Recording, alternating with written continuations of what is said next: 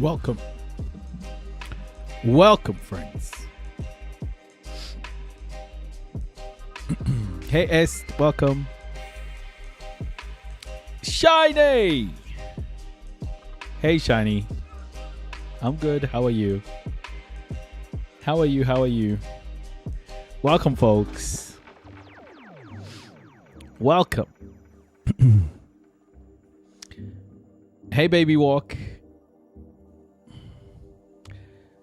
Oh, we've done a lot. Done a lot on this app. I've just been working on this non-stop.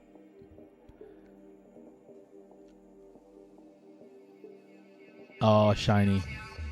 That sucks.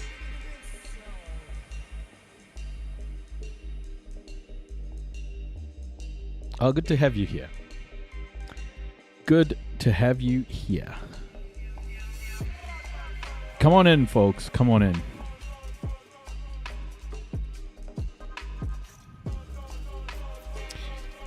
Today, I'm going to start off with the Epstein files. And then we're going to move... we're going to finish off a few Epstein files today. I've also got a demo of the app that we're hoping to launch next week. It's our community app. Our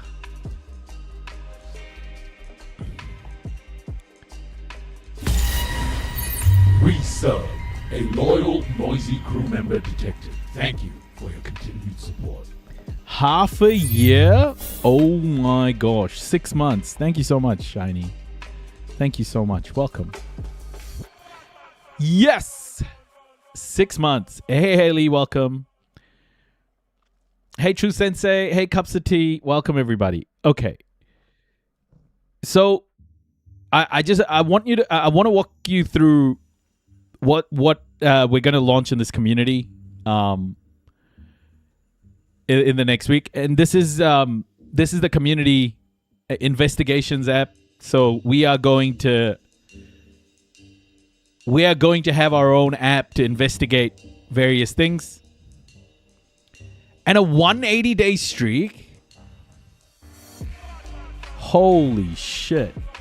That's amazing. You need 4 days off. Hey, Truth Sensei. So this is quite a milestone for us. Look, we've been doing these investigations. So I thought, why not just set it up so that we can scale things up instead of Israel bombed Lebanon. We'll catch some news after. We'll catch some news after covering some of the files. We'll catch some news.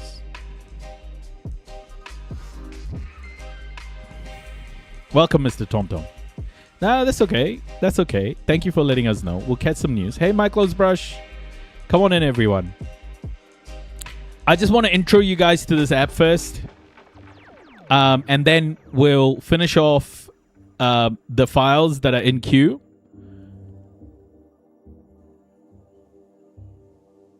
You missed the whale sounds? Oh, we got the whale sounds. Omar, welcome. We may have even upgraded the whale sounds.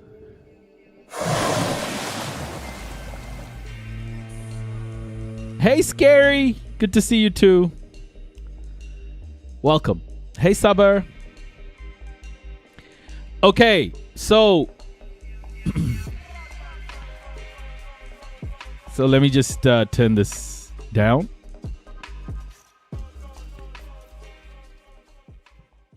So guys, we are very close to having a community investigations app. So how it's going to work. Okay, I'm going to start off from the start. So basically I just want it to be part of our Discord group. Nobody else yet. I'm not going to open it up to the outside world. So if you are part of our Discord group, you will have access to this app from next week. It's going live. And you basically sign in with your Discord. You sign in. Oh, shit. Hold up. Oh dear. Oh crap. I just turned the whole app off. Let me just turn it back on. Hold on. I have just completely shut the app down. Hold up.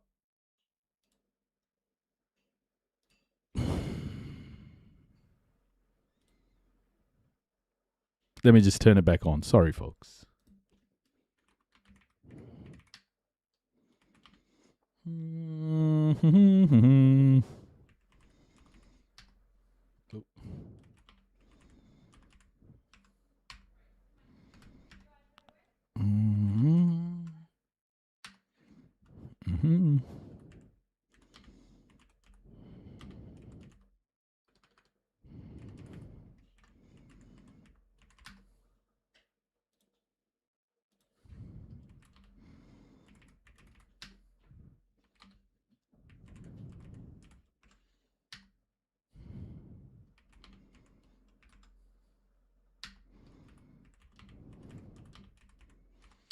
Okay. We're back. Okay. So Discord is going to be how we log into this app. And based on your Discord credentials and based on you being part of the community, you will have access to this app. So let me just do that again. Let me show you. So you sign into Discord and it's all based on Discord authentication. And on your first pass, we will get a request. The admin team will get a request, and then you'll have access to the app. Hey, Big Jerry. So we will give you access. The reason why I've done this is I just don't want bots or people who aren't invested in this community to be in this app to begin with. This is exclusive to our community, and it just means that we can manage, anything that goes wrong or any new features or whatever. We can manage it through our community, and opening it up to everybody is just going to be crazy. Okay, so how do we join your Discord? There's a Discord link on my profile page on TikTok. But one of the mods, if you could please post a link on the Discord link on TikTok, please. Thank you, mods. Auntie Asma, one of the mods will post. Okay. So the whole point of this app is a community-based investigations app, okay? So I think there's a lot of energy in our community for investigations, for justice, for all of this. Just getting into stuff like this, right? The first case, obviously, on this app is going to be the Epstein investigation, but we can extend this out to whatever we want. We can add other community investigations into this.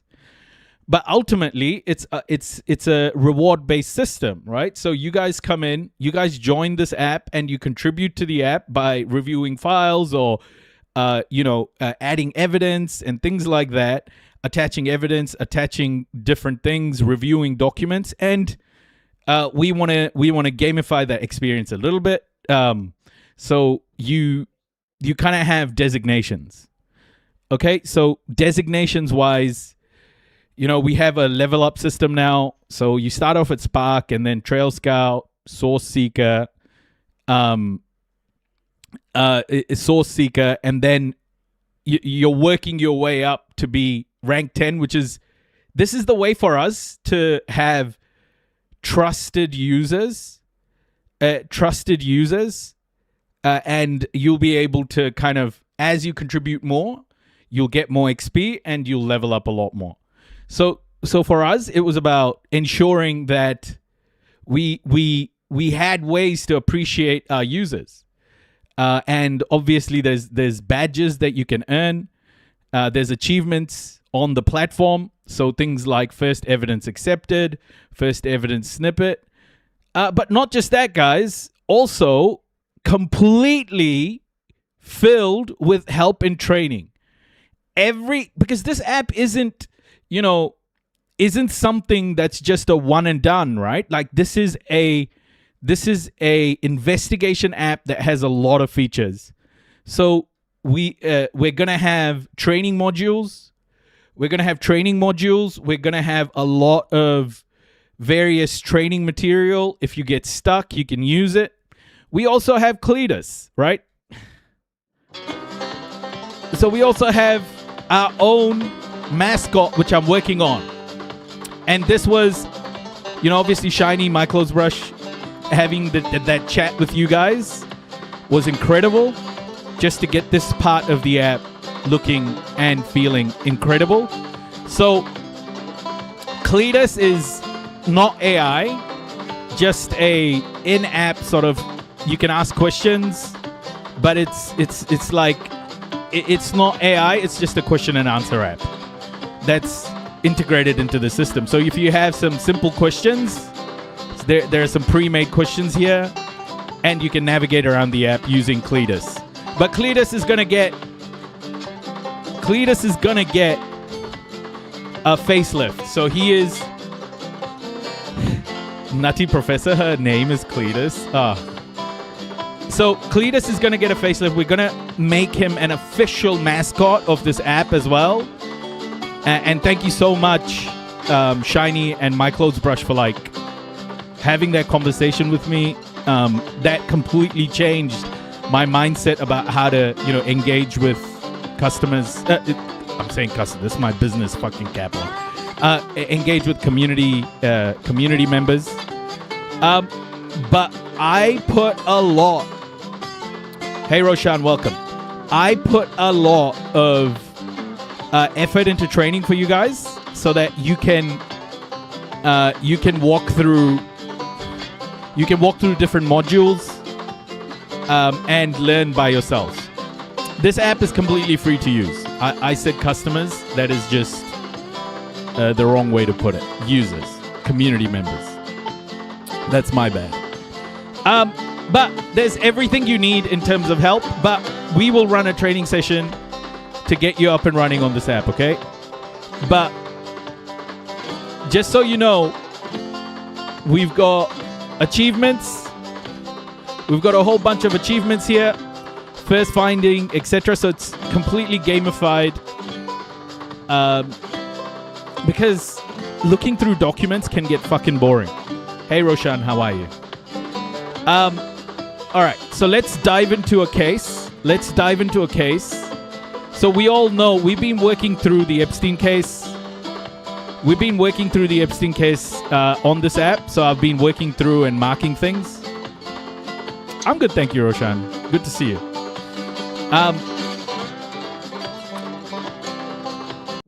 So we've been working through the Epstein files, and I've loaded in all the cases here. But the sky's the limit, guys. We can create cases for anything. We can truly start adding immense amount of value in terms of investigations. Hey, Lava, welcome. We can start adding immense amount of value to any investigation that we want to work on, because we can centralize all of this information. Okay, so today I'm going to work through this. I'm going to work through these the files, and we'll finish off what's there in the backlog. There should be around 320. Yeah, there's 322. But just so you know, we have an overview of the Epstein investigation as well. How many files are in queue? How many have been processed? What sort of evidence is available? This will all be accessible to people who will be on the app. Yeah, and the workspace is where all the heavy lifting is done. All the processing of the files is done. Okay, so this is what I was doing manually, except now we can scale it up a lot more to the community. Do you guys have any questions? I know this is a lot just to take in at short notice, but we'll do like a training session. We'll do a training session. We'll do we'll take the community through it. But we are aiming to launch this next week. I am warming up to the name Open Investigations. I think I'm liking that name. Open Investigations sounds really nice. It's 2 words and isn't too complicated. So maybe we just go with that. But as I go through this today, can you put the name of it on the screen so we can find it? You mean the app, Mia? The app will only be available through our community. So if you are part of Discord, we'll sort it out. You can only access this app through Discord. And we'll launch it next week. So if you're in our Discord community,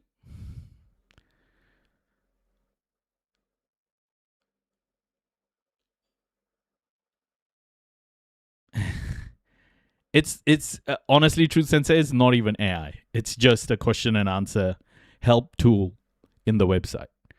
So this is not AI at all. I do have a question.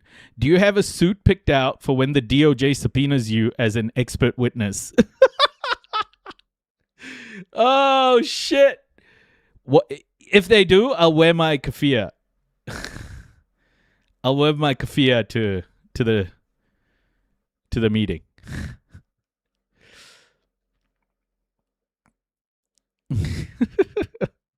So guys, this is a community operation. This is how we're going to launch this app, through the community only, okay?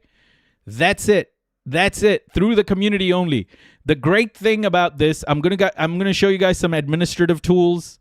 I'm going to show you some admin tools. So this is our workspace. So these aren't just administrative tools. We have roles in this called reviewers. So we'll have contributors. We have people who can just view. We'll have also reviewers, and we have admin. Okay, we have administrators too. Hey, Shaq, welcome. And we have access to a whole bunch of tools. So it's not just this. Like, there's literally like a queue system. So when people attach documents, when people make changes to documents and put more evidence in the platform, there's a queue system here for administrators to review. For administrators to review and approve and reject, and there's real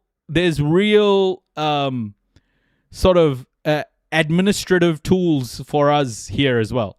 What's this platform? Yalla, this is our community platform. This is something I am building at the moment, and it's only going to be accessible to our Discord community. This will be live end of next week. And I'm almost there. I just need to productionize it and and launch. I've had the first conversation with a few admins. I've had the first conversation with a couple of admins. So Shiny Mikachu and My Clothes Brush. We've had an initial chat on how we'll run, like, recruiting people into the platform, how we're going to organize everything. We're going to have another chat on Wednesday next week. Just to finalize the whole process, because there was some features still needed to be set up. But yeah, from next week, we're going to be bringing people into the app, guys. So please join the Discord. We have a fair few people in Discord at the moment, but definitely join Discord. Get in there. I think it'll be pretty sweet. I think if we can scale this up, it'll be pretty cool. Bring loads of people to help with the Epstein files. I think it's an excellent way for us to, use that energy that we have around this project. Okay, let's start off. Okay, so let's kick on with the files. I'm just gonna get some lo-fi music in the background, and we can work through these files today.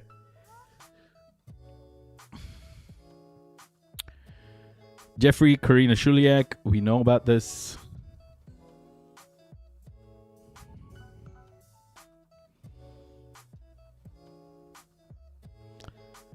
Yeah, we read this last time. This is Carosa is the limousine company. Martin Nowak, Catherine Gallagher. Yeah, we know about this. I'll show you guys how all of this stuff works. So if you find a name that sounds interesting, you can you can capture evidence against it. I showed you guys some of this stuff last time, but you highlight some text, capture evidence. You can add, obviously, Nowak, and you can add Nowak. Now, Martin Nowak is attached to this document, this piece of evidence, and you save. So we are going to enrich every little bit of evidence like this. We're going to enrich as much as possible so that we can get insights from it. So one thing I'm going to be working on over the next few days is how we get insights out of all the data we're putting in. Right? So it's the adding the data is one thing, getting the insights is another thing. So after doing 15,000 files, I've got a feel for how to get insights. So whatever I implement will be based on that experience.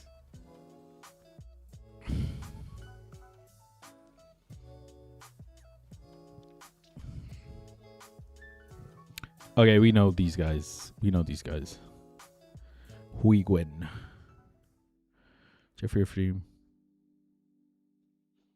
PM wants to go to PB tonight.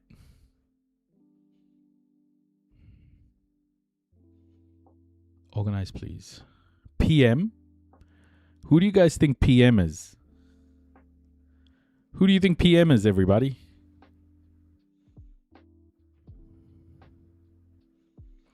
Oh, one thing I do want to mention, folks,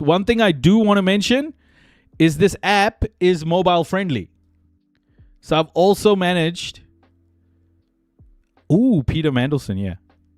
So this app is completely mobile friendly. So if you want to work on your mobile phone, you'll be able to as well. Just wanted to show you that.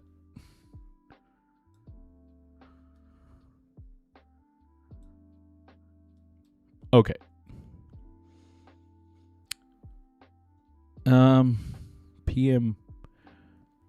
PM wants to go to PB. PM is after the time. Oh, it is. Hold up. Let me just look at the raw text then. No, it's not. Oh, it is maybe. Oh, redacted wants to go to PB tonight. Okay. Yeah, this is a victim potentially. This is a redacted name here.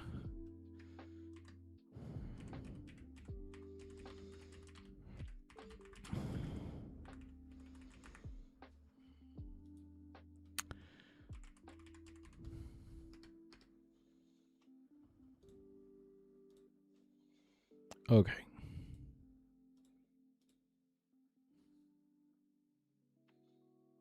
Kathy. This is Kathy Rumla. We've already captured this. Sonam is an employee. We know about her. Leslie Groff, Riga. We know about this. Richard Khan and Darren Indike. We know about these guys. Hey, Doug, welcome. Cyril Lee King. This is an airport. Yo, Big Jerry, welcome. This is flight aware. All good. Yes, actually, Eric is going to drive and meet Jeffrey in Teterboro.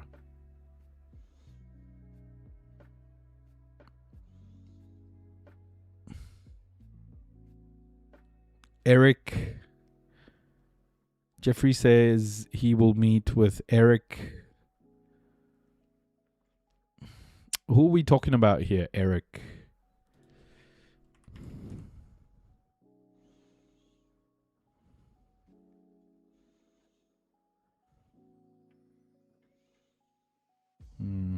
Not sure.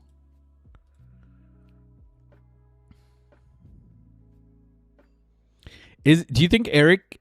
Oh, Eric Hernandez. No, that's Richard Hernandez, isn't it? Eric.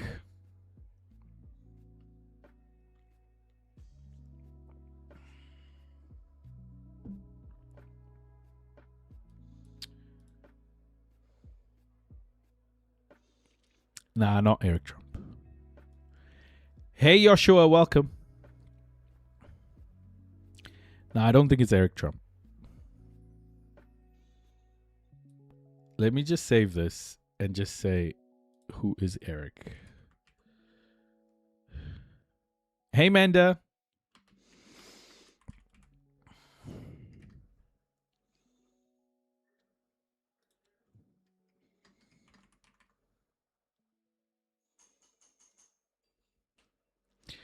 What is the date on that one with Eric? It's the 28th of March 2018, Shiny. 28th of March 2018.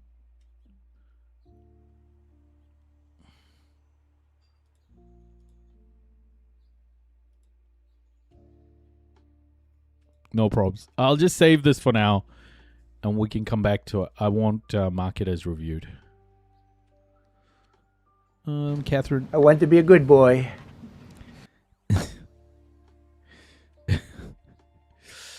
Okay, we know that one. Flight to Paris.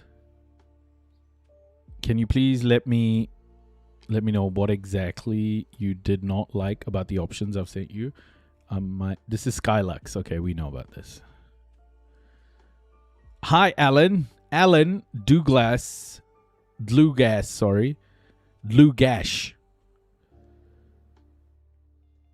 Okay, I'm just gonna mark this against Alan.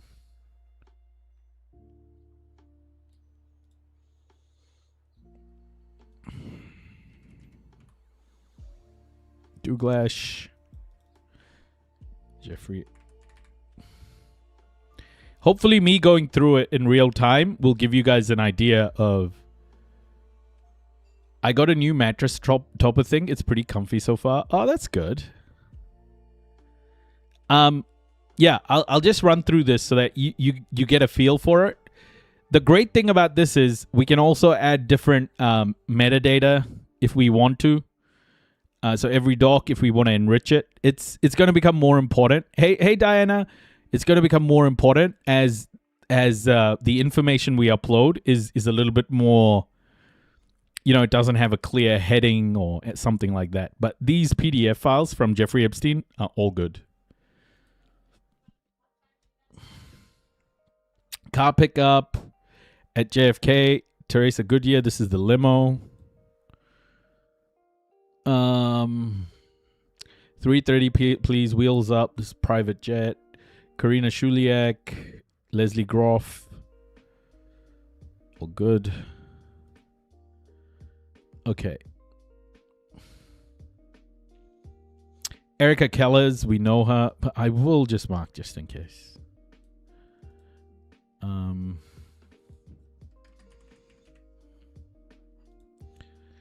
Erica.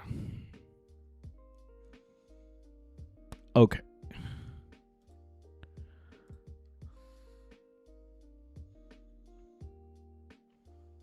This is the CPR training. We saw this before. We know about this. Erica Kellers again. We're all good with Erica. Oh, this is such a breeze. This is such a freaking breeze, bro. Oh my goodness. We've done something here, guys. We've done something here. This is going to be incredible. Incredible to just... Oh my goodness. Hold up. Let me just...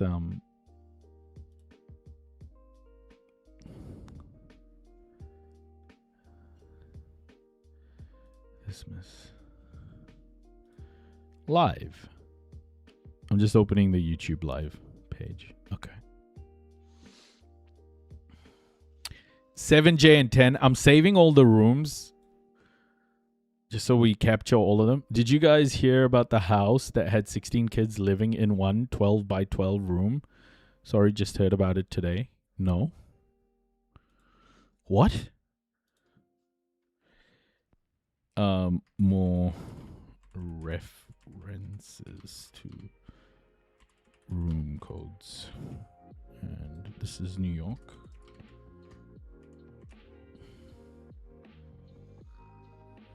Mansion. There we are.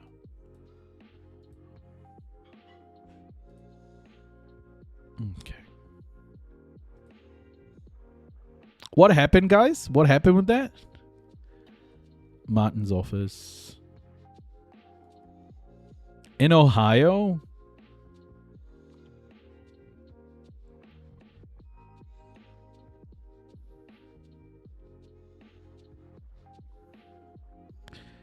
This is American Express. Richard Kahn.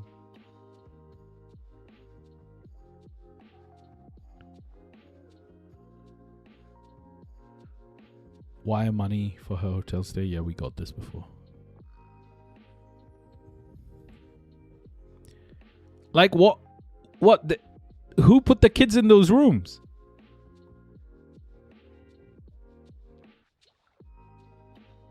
Merwin.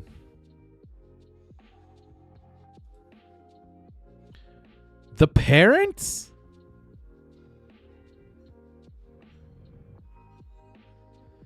Jerry Baker again. We know him. We've saved this.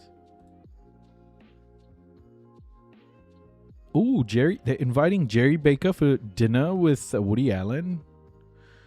Nice. This is a rich one. Jerry Baker. Woody Allen. Sunyi.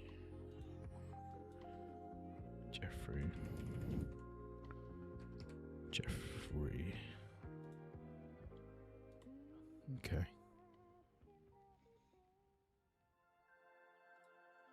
So what? The parents were just keeping them in a room? Erica.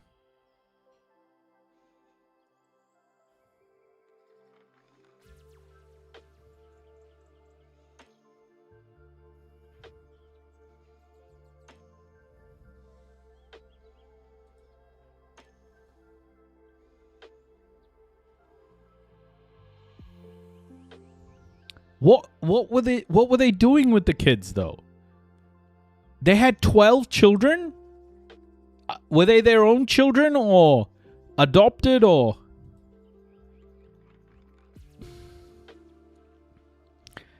As Peggy mentioned, okay, more Peggy Saigal stuff. We'll check with Colin's office. Ooh, shit. Who's Colin?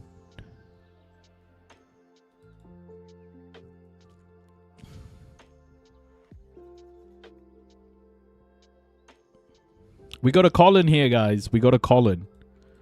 Who the heck is Colin?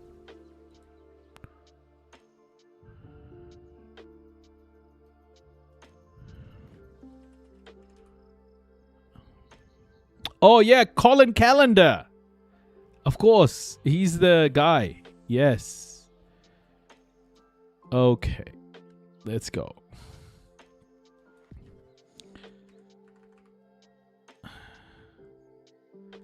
Leela Walker. And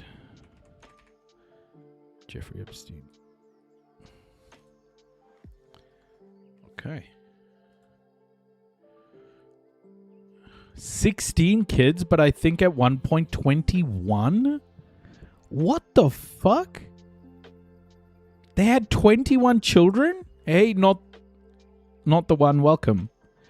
They had 21 children? What? Okay, we know this.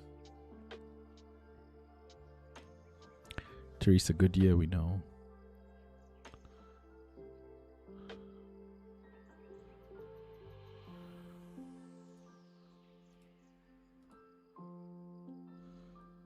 Hi, I believe you need an apartment tomorrow night. Jeffrey said so. Ooh, this is a victim.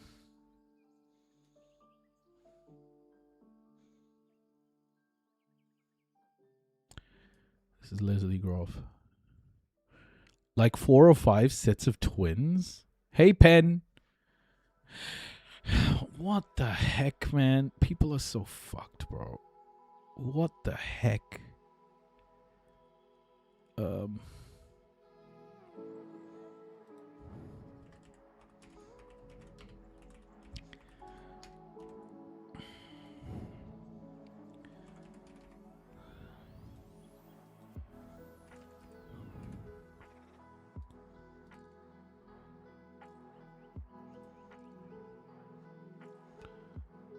They look like their family tree is a wreath. Okay. Yeah, we'll check it out after this.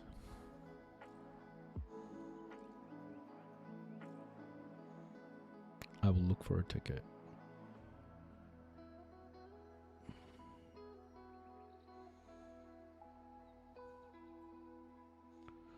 Yeah, this is nothing. No information there. Try start. Hey, Pinky.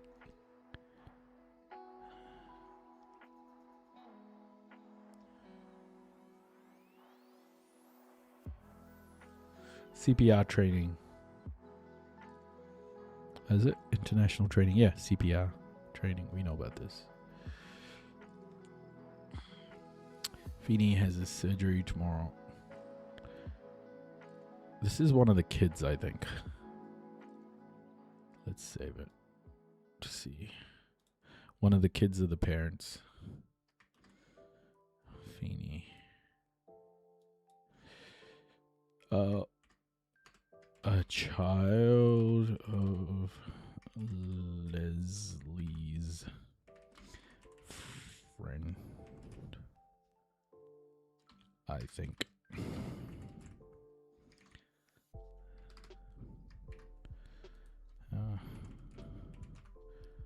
Leslie Groff.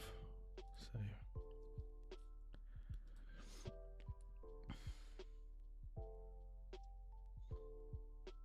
Hi, Leslie. Yes.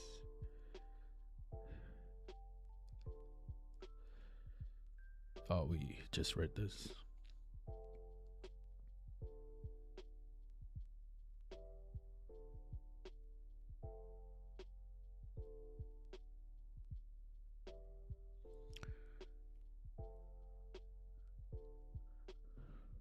What the fuck is install at FBI house? Thanks. What? JEE schedule after New York City. Do you think direct to LSJ on 27th, then FBI? What's FBI? Hey, Salcam. Trying to organize a pool heater install at FBI house. Thanks, Richard Khan. FBI house? Hey, Shanna. PBI, Palm Beach Island. Yeah, it's PBI, not FBI.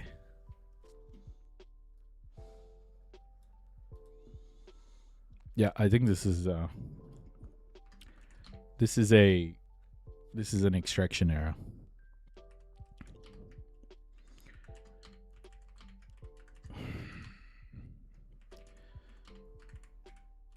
Palm Beach.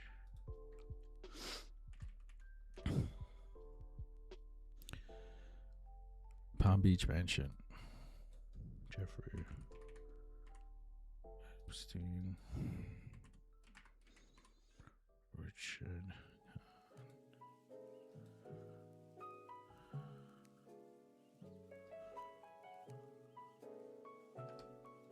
Yeah. Okay. Hey, Kelly. Welcome.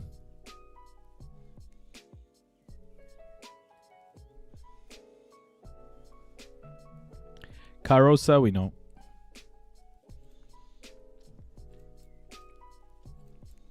Here's Eric again.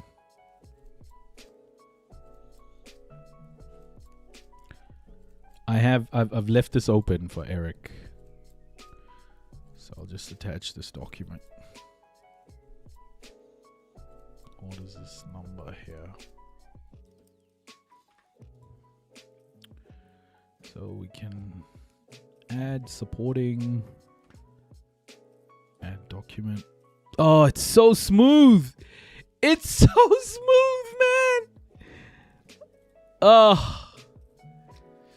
Oh, of course. Eric Roth. It's Eric Roth. Oh, it's Eric Roth. How could I forget? It's Eric Roth, everybody. It's Eric bloody Roth. That's who this is. That's who this is. Okay.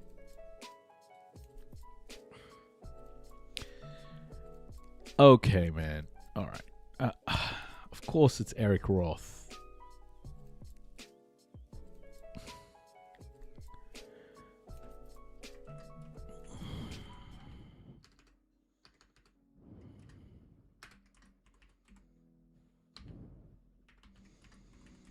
This is what happens when we haven't done it for a while. I don't even know if he's here. Nah, Eric Roth isn't here yet.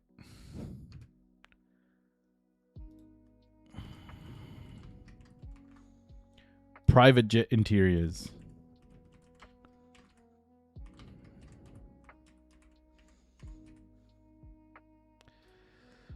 We need to create his company as well.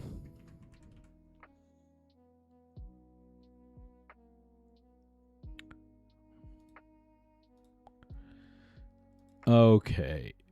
Yeah, we're good. We're good. We're good. We got it. Where's Scary Poppins? Welcome, Steve-O. How are you? All right. So we can mark as reviewed. Mark as reviewed. Shiny! You did it. Shoes have been FedExed. We know about the shoes. The one with the kitten fur. Shoes made with kitten fur. I need a ticket for New York. Any airport to PB this evening. Amex. More bullshit. Richard Khan and Leslie talking about flights. LAX. Alert. Gross wipes from our face.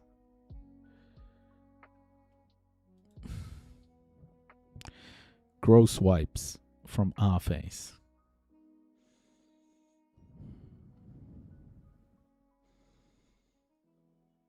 Bride Clothing sent me my new Pally Hate today. Went from dingy brown back to black. Sorry?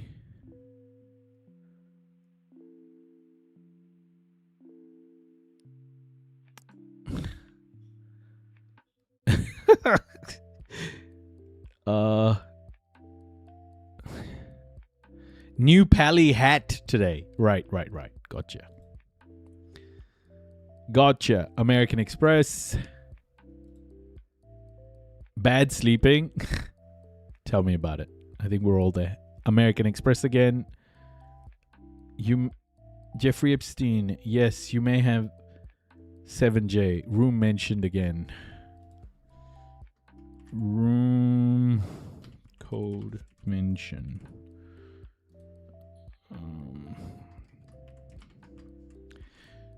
New York Mansion.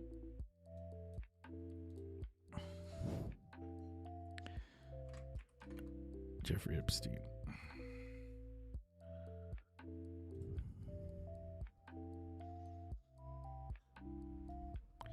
Dr. Gross face wipes is a thing? No.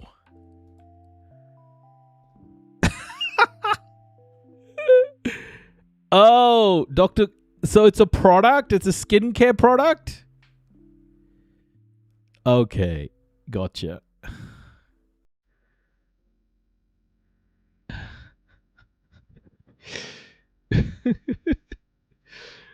Oh my gosh.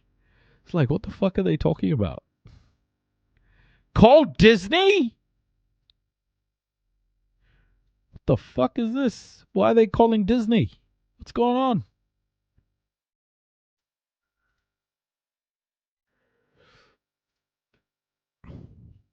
$4 a.m. Doug?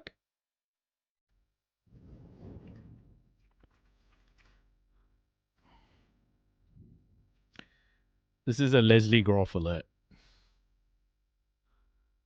Yeah, Leslie Groff.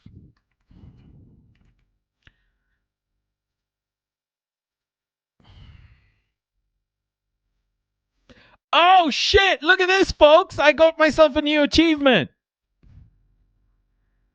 I got a new achievement. Look, I am a trail scout now because I've been doing stuff. I'm a trail scout. Okay, let's go check it out. Oh, look at this. I'm a trail scout. Woo! I got my 100 XP research experience points. Hey, Gracie. Kia ora. I got my research experience points. I've got a few achievements here. Supporting evidence builder. Oh my gosh. You see this? You see this? Do you love it? Do you love it? Because I love it. Holy shit. This is how you do it, folks. Gamification. The next level is Source Seeker. Oh, how good! How good! Woo! Woo!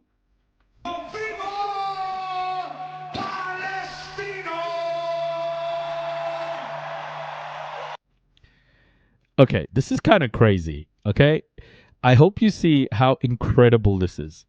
When you're building, you don't get to test everything like all at once. You do it in bits, but to see it work, while you're using the app is something special. It's it hits different, folks. It hits completely different. So good. This is the limo. Erica Keller's.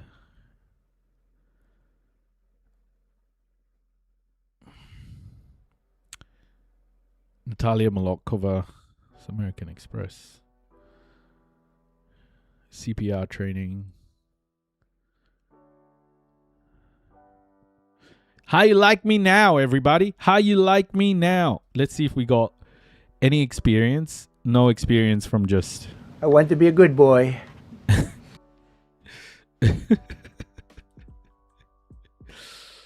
Oh, I'm so bloody happy, man. This is incredible.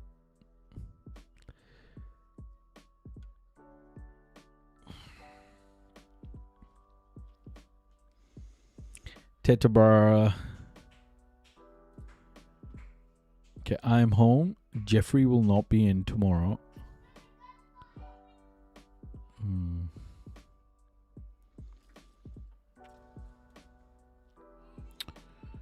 Nothing here.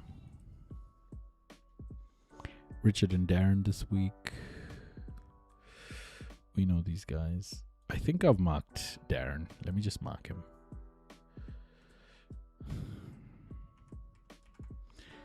I want my XP.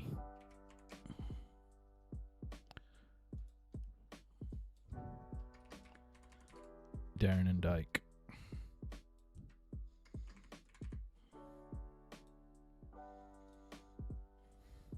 Okay. Larry Vazowski, we know. He's the pilot. Leslie Groff, CPR training again. We know about this. Jenna and Gooch? Jenna and Gooch? Who are they? Out with Jenna and Gooch. I think these are community members. These are community members. These are Leslie's friends, I think. Jenna and Gooch. What a name, Gooch. Yeah. They sound like Leslie's friends. I'll come back to that one.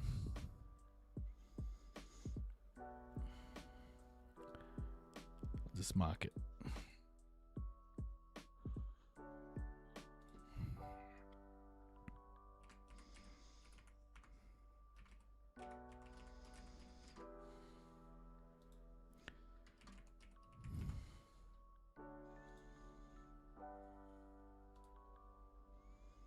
Hey, that lens, welcome.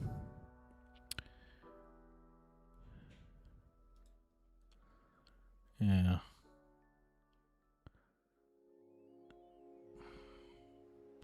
This is a travel agency.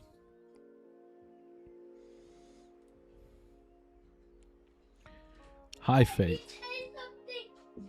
I have a four element. What? I'm in rare. Really? How Yeah. did you get it? I just read it for some reason, and I got it. Wow. How And I'm amazing. on level 19. Please, I got it. Nice. You see my new island? Show me. Free. Ethereal Workshop. Free. Oh, wow. You're really going far in this game, alright? I know. I'm on level 19. Level 19? Yeah, I'm about to unlock the Woolbox. No way! One more level. Oh, my love. That's awesome, Aaron. Good job. Walaikum assalam, Seven Sign. He loves that My Singing Monsters game. He loves My Singing Monsters.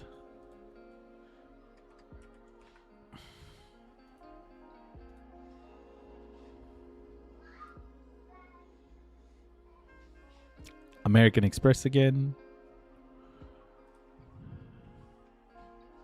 Trip to Milan. Yeah, this is American Express again. Natalia Molokova. Ooh, Yoni Koren. Here we go. Another Yoni Koren. And apartment. Yoni Koren. Israeli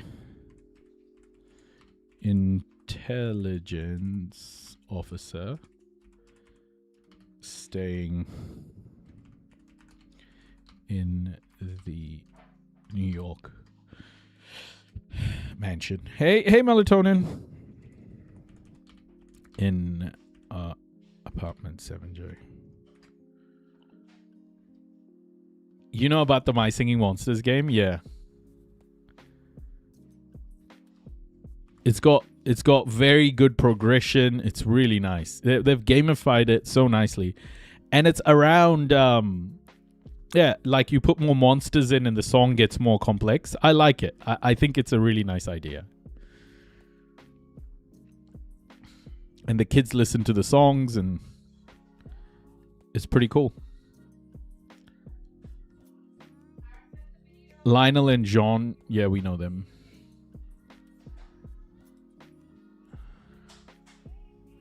Flight aware, all good.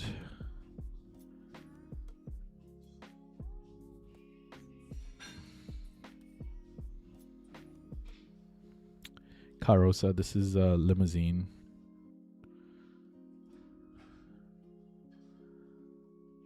Alert. Nothing of interest there.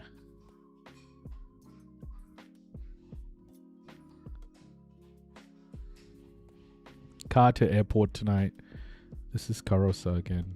Yeah, Carosa.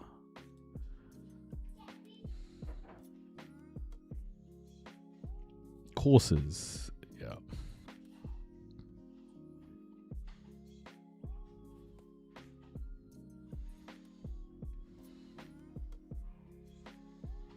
Swimming suit suggestion. Yeah, we know this conversation. Yeah.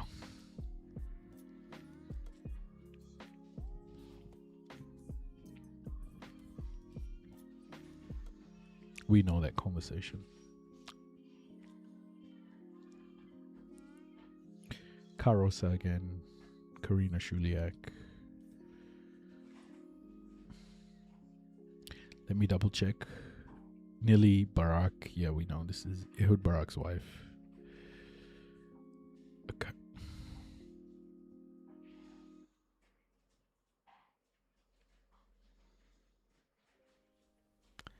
Renato's rentals.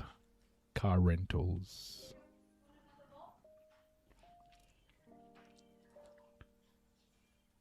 Alan Dlugash, we know him. Nili Barak.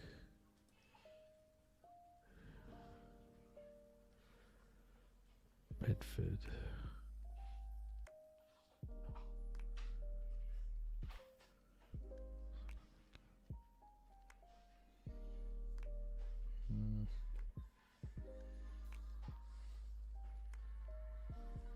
It's just private jet.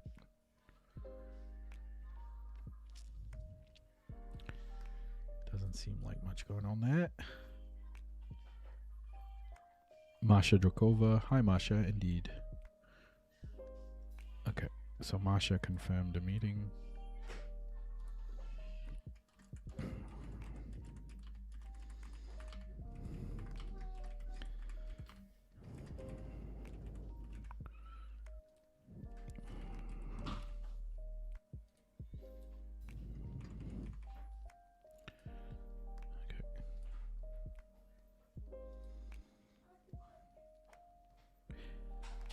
Marhaba Janine. Nadia.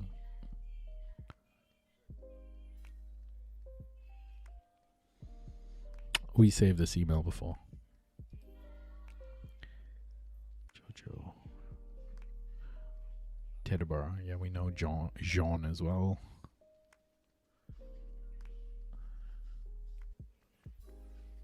Okay. An alert. Russia visa renewal. Yeah, this is an important one. This is a Russia visa renewal for Jeffrey Epstein. Epstein's Russian visa renewal.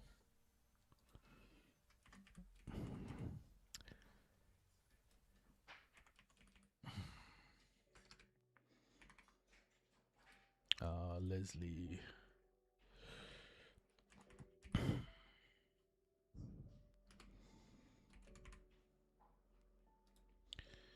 see, who else is in this? Yeah, I think it's Jeffrey and Leslie. Okay.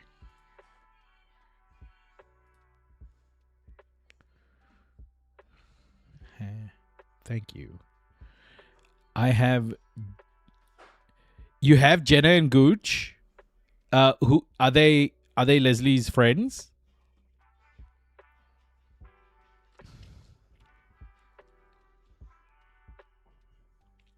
You may have 7J. Yeah, we saw this before. Jojo Rekeycard.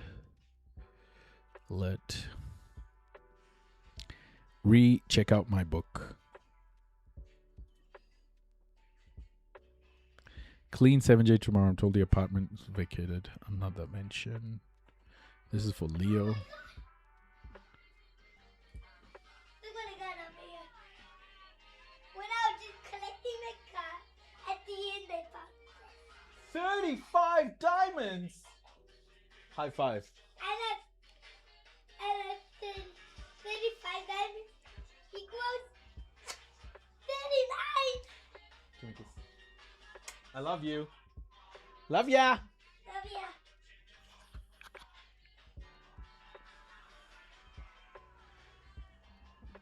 He's such a good boy, honestly. He's such a bloody good boy.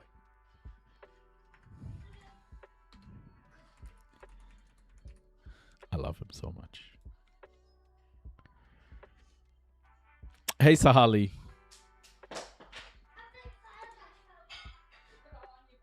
You're very proud of yourself? That's awesome. It's awesome, Baba. Banker and some lady who is against CRT and parents' rights. Not great people. Oh, shit. Leo and I'm guessing Leslie. Leslie Groff there. Boomfa. Carosa. We know these people. Courses. Yeah, we know this. Skylux, we know. 11J cleaning tomorrow. Ooh, another room. This time, 11J mentioned. There's a new room. Wendella Cruz, Leo Locking, Nilly Barak, well, Nilly Priel, and then Leslie Groff, and the New York mansion.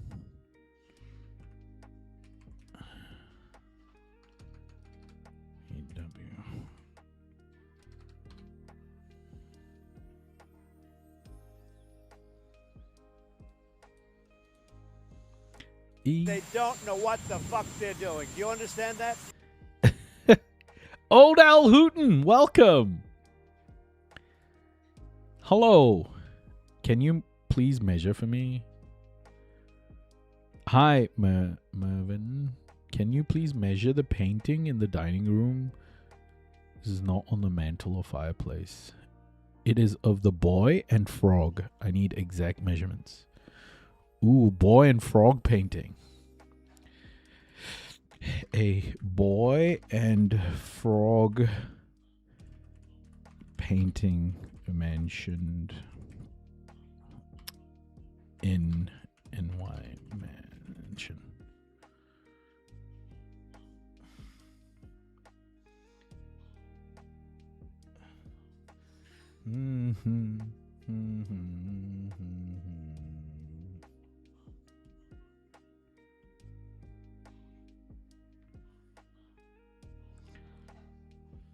Okay.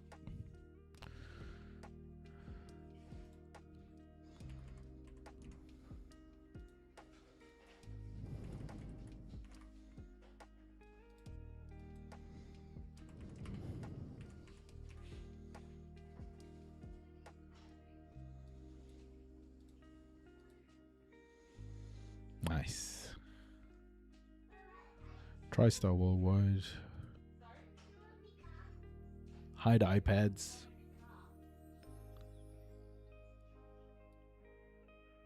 Why the hell are they hiding iPads?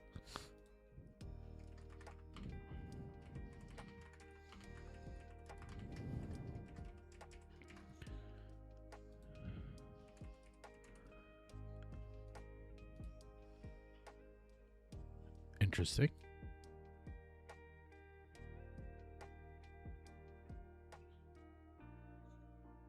We are getting close to that time when he was arrested, you know? I think we are getting close to his arrest date. March 27, 2018. When was he arrested? He was arrested in 2018, right?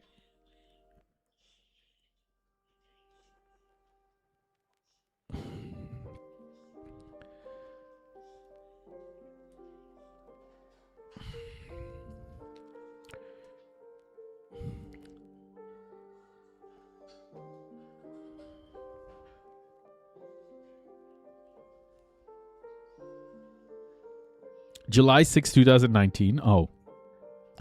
Okay, so there might have been some pressure around this time. Look at this. Like, they're doing a lot of shady shit. Funds transfer and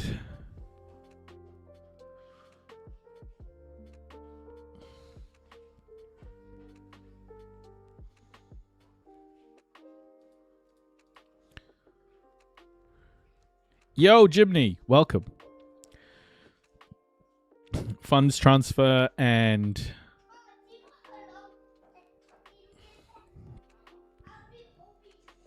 hiding iPads.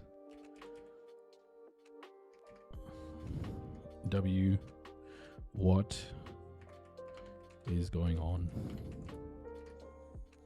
Why would she send herself this alert? Like, insane. Leslie Groff.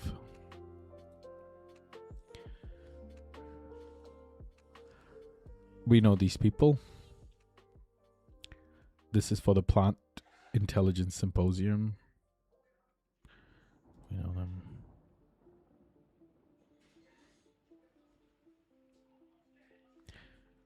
Disarm Tomorrow. This is Nili Barak.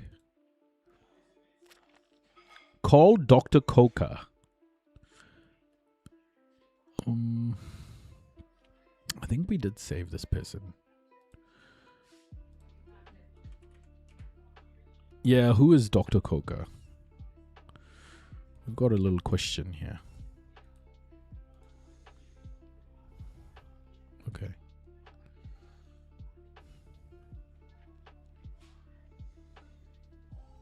Yeah, we've already got the reference.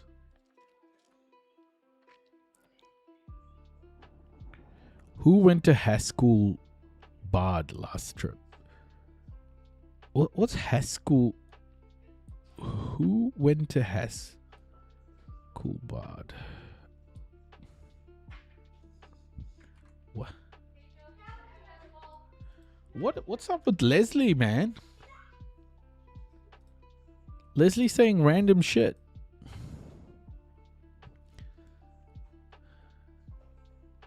Has School Bard. I think this is again another.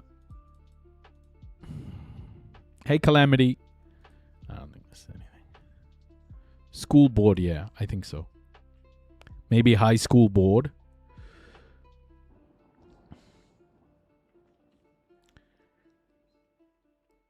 CPR again. Flight aware.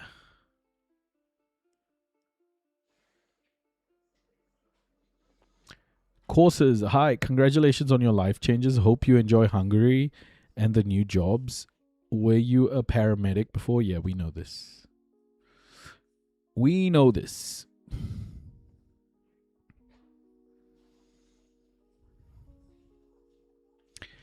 Dr. Stephen G. Coca, no links. I can tie, but maybe around the same area and time. Maybe. Bankwell is how they paid Leslie. I see. Let's check this in here. Bankwell organization. Is it a bank account? It's a bank account, right? Leslie.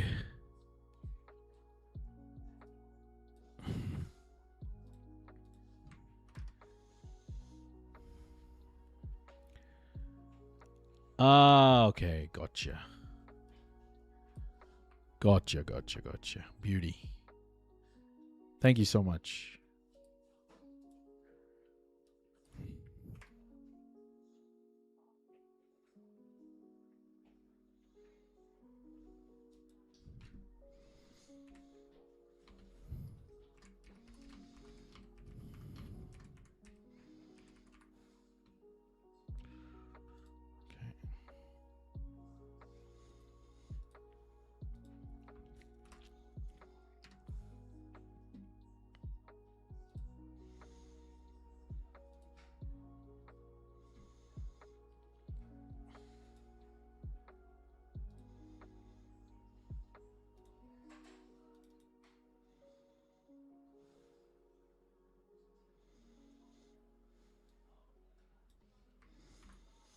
And then we can link.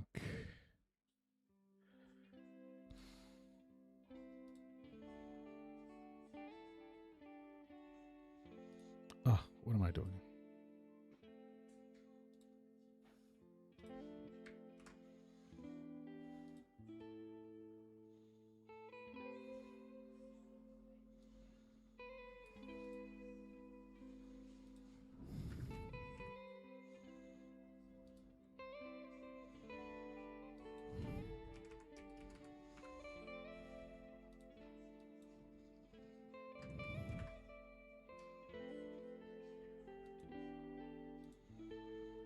Beautiful. Thank you for that.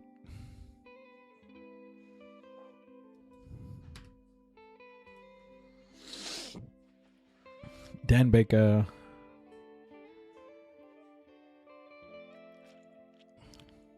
Phantom of the Opera. Okay. Hey Hussein, welcome.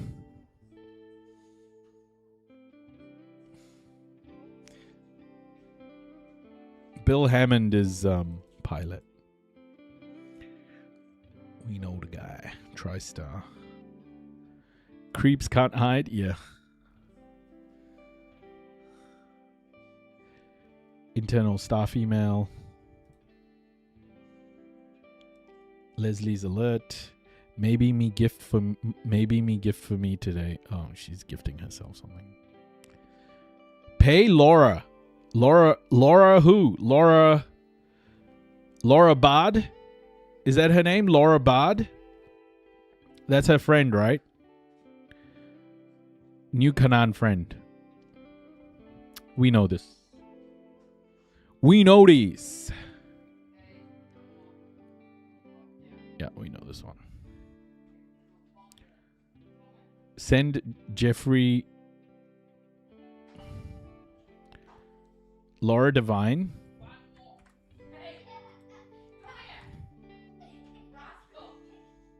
Okay.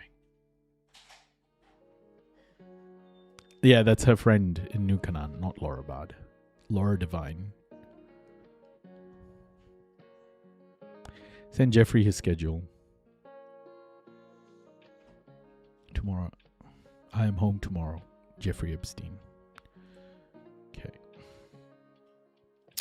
Itinerary. Okay. Feeney has surgery. We saw that. Jos Kabak. Yeah. Jos Kabak. He's asking if he may use an apartment. So this is Jos Kabak asking whether he can use an apartment.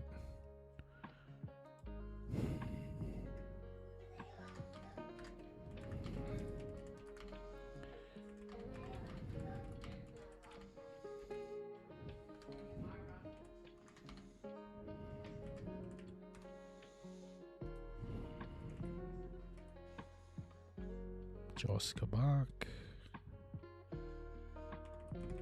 Jeffrey Epstein. Leslie. Groff. I should have added.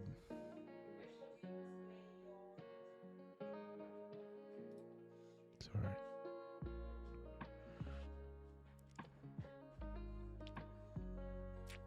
I forgot to make a connection. Let me just make it.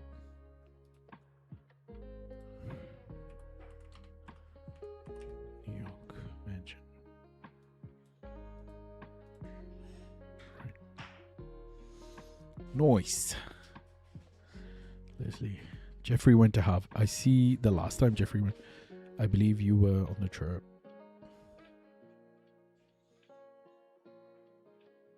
Did you take a key card?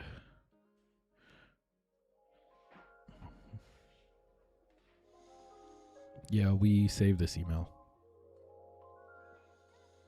West Palm Beach, Larry Vazowski, okay. Jenny Gwen. The other thing we can do, Shiny, and everybody, is because we have these PDF files now saving in the database, we can start to map Jeffrey's flight schedule. Because all of this data is in the database now, we can start to map Jeffrey's flight schedules completely, end to end. Because we know all the keywords.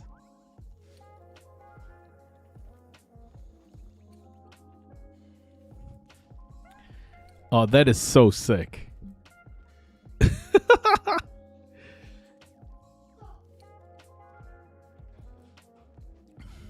And start to look at patterns. Yeah.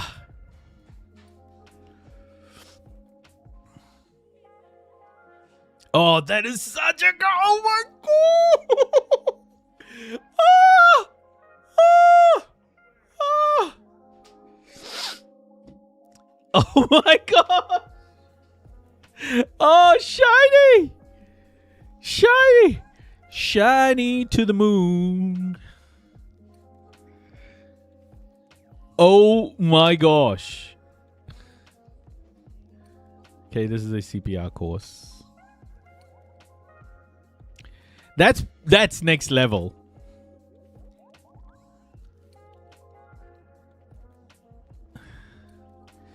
Oh, that'll be so cool. Oh my gosh.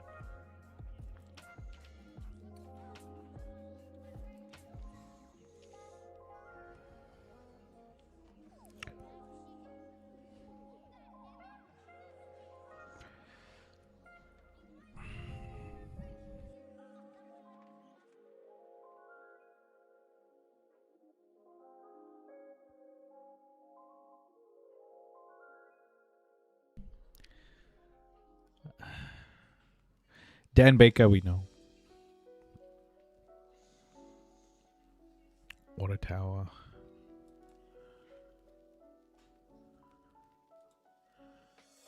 Jeffrey Epstein. Oh, wow. Okay, we confirm a time. I think Leon said he would come Friday. They spoke. Oh.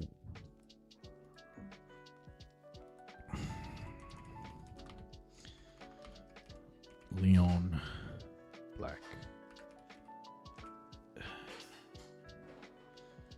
Leon.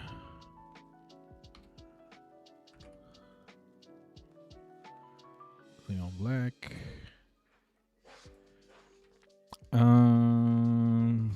Jeffrey Epstein. Leslie Groff. And Melanie Spinella. Okay. Boom. Oh, we're cooking with gas. We're cooking with gas. Guys, this is next level, okay? I can't even freaking tell you how happy I am right now. Hey, Ash, welcome. Hey, Bloodhound. We have a full investigations platform. Hey, Marie. Hey, Prof. We serve a loyal, noisy crew member detective. Thank you for your continued support. 6 Factorio. Hello, 6 Factorio. Woke up early. Nice. 7 months, 6 Factorio. Welcome. How are you, Marie? How are you, Prof? How are you guys doing? Thank you so much for coming in. Welcome, welcome. Oh my gosh. How many let me just check how many did I get any XP from doing this? Oh, look, the XP as well. Oh, folks, you're about to have some of the best experiences on an investigation platform you've ever had. You won't even see stuff like this anywhere else.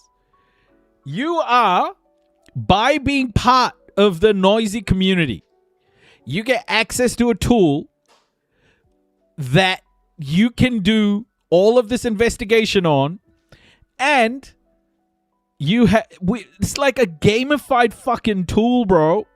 You can level up by contributing. And you can suggest changes. Oh my gosh. Oh my god. My heart. You get badges. You get achievements. Oh, dude. This is how you do it. You know, if you're going to do community engagement around stuff like this, I think this is the standard. This is the standard. If we're going to like solve something like this, if we're going to get through this much information, raw information, this is the way to do it. They're going to drop the next batch of Epstein files. When they do, we're going to be ready. We will be done with this batch by then, for sure.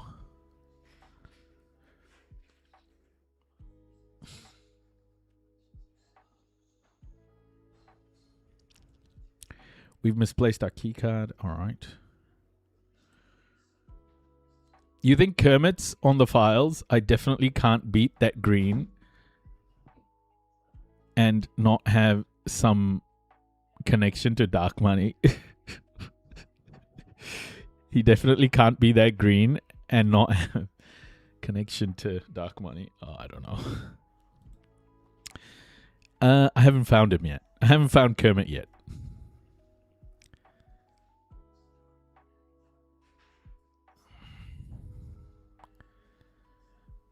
Stupid bit, my bad. Oh, good. Okay, Master Bath. This is, we know these people. These are internal designers. Kermit, 63 hits? No way! Kermit has 63 hits? Shit.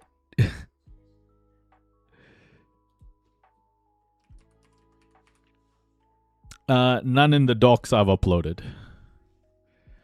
I knew it. The music in the Phantom of the Opera is phenomenal. Okay, this is them ordering tickets.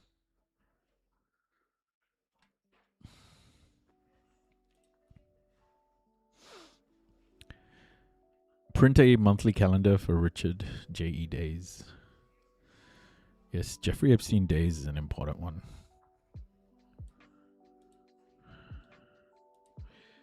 We have worked on 3 days on.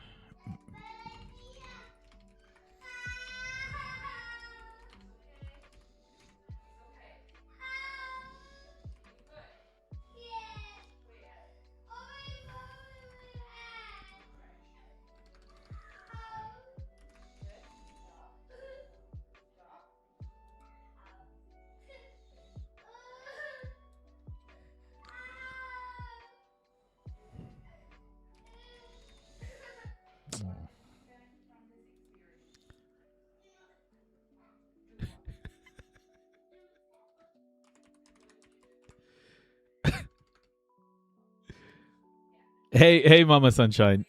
Men used to go to war.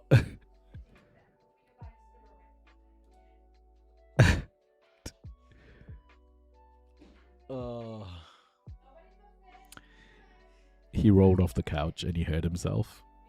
And Amber's giving him a chat and asked him, "What did you do wrong?" And he said, "I shouldn't have rolled off the couch."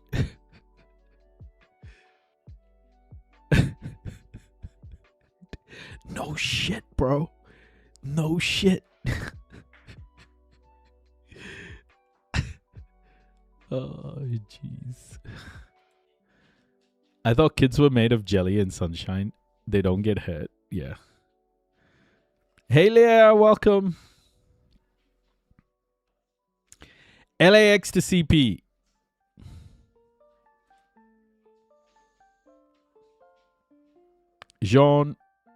Jean, maybe. You know her. Okay.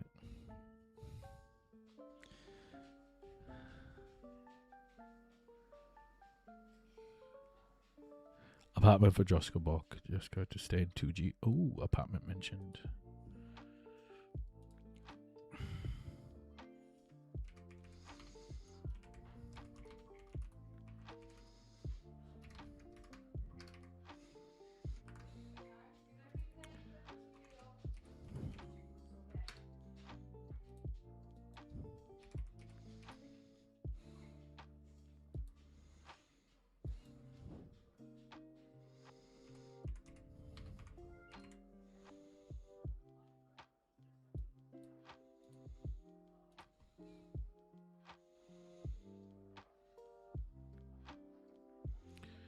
Cool.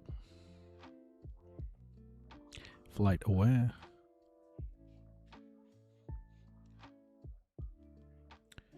Recall with Sue Chan. Who the fuck is this? SCDA Architects. Sue Chan. I've never heard of them. Sue Chan.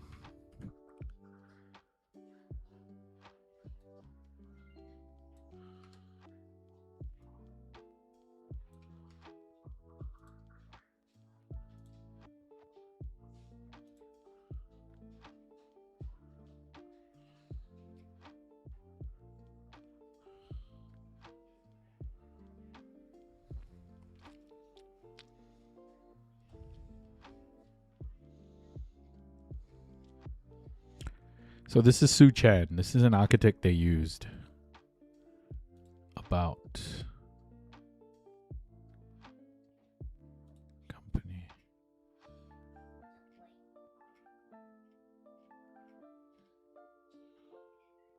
Suke Chan. Take care, Amanda. Let's copy this link.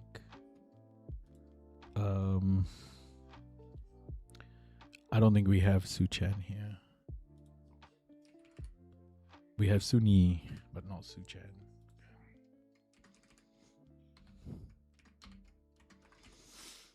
Suke Chan.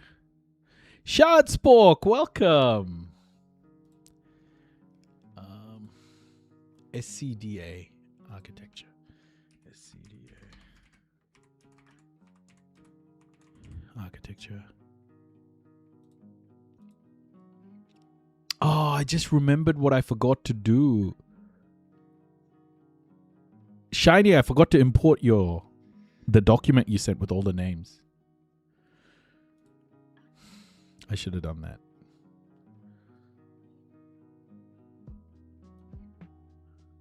I just remembered.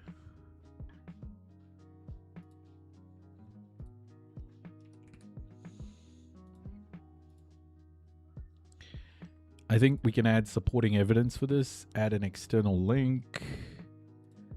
SCDA website. Architect used by JE. Damn. Aren't we great? Look at this, guys.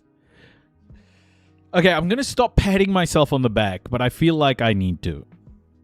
So I'm just going to say, this is so cool that we can attach links like this. Hey, Michael, welcome.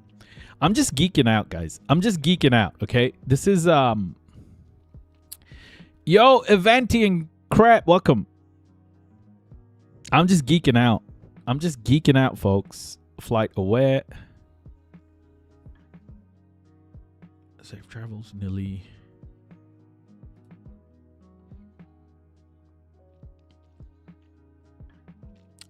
Palo Alto job.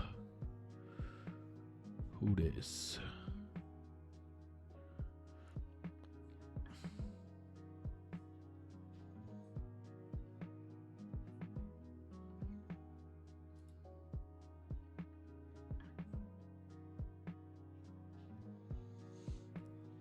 Good afternoon.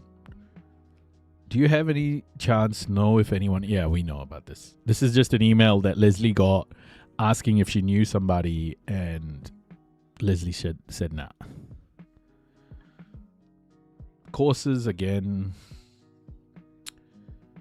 Bannon, Sean, Dylan will join. Ooh. Oh my gosh.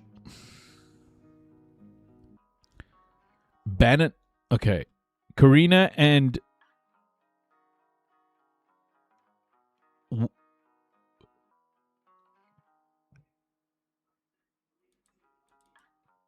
Come tomorrow.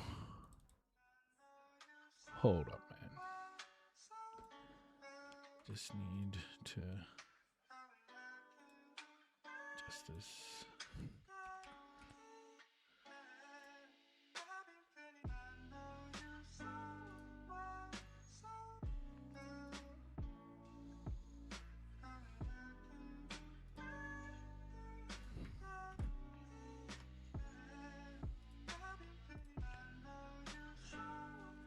Karina and...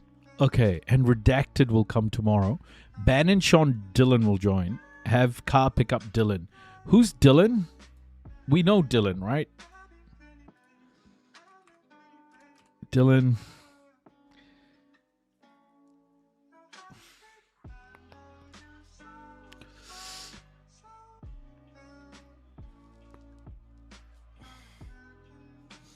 Dylan. I know who. Okay, Karina and will come. Faith Kate's kids. Oh yes, of course. They're all going to Harvard, aren't they? Yes, of course. Okay, yeah.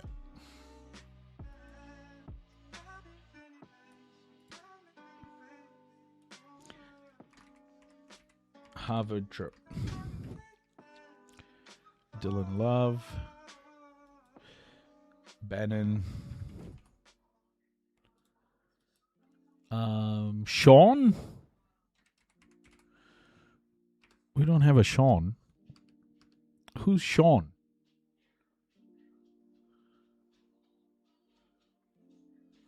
Karina Shuliak. Jeffrey Epstein. Sean.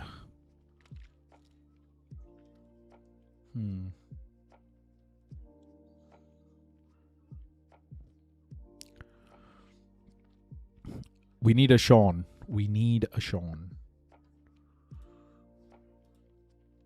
This Sean here.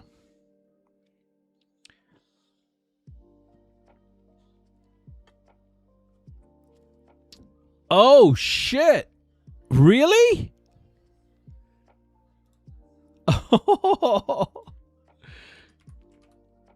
Sean Bannon. Steve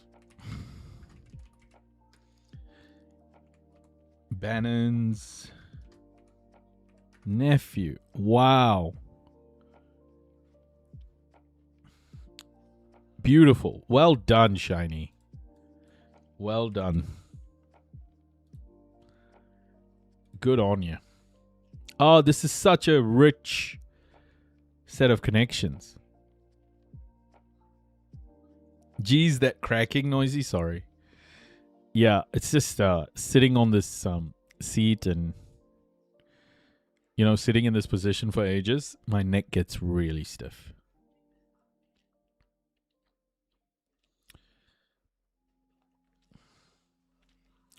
Spinella, so this is Leon Black. We got this.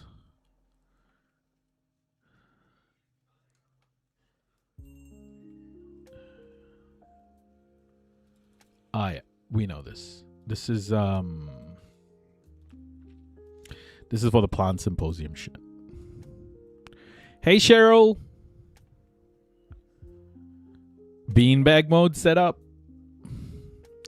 I do want to invest in like a chair or something. We've been talking about a chair for a long time, but I think it's how did my dumbass confuse Leon Thomas and Leon Black? I don't know. Dylan's full name and birth date. Dylan Jack Cogan. Hi Faith, may I please have Dylan's full name? Oh shit, it's not Dylan Love. Oh shit. Okay, hold on. Not work queue reviewed.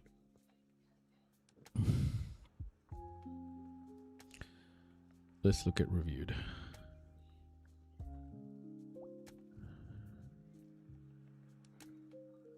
Okay. Which one did I review? Is this the one? No, this is Bankwell.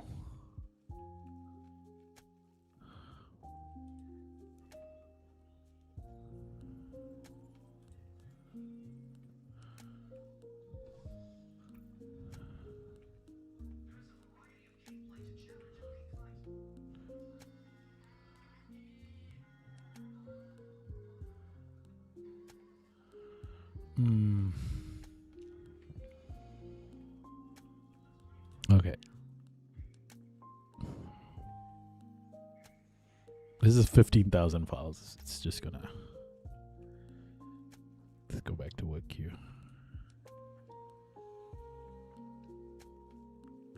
Okay. Jack Coogan. Okay. This is... Fates. Sons. We have him too. Dylan Jack Coogan. Okay, we don't have him.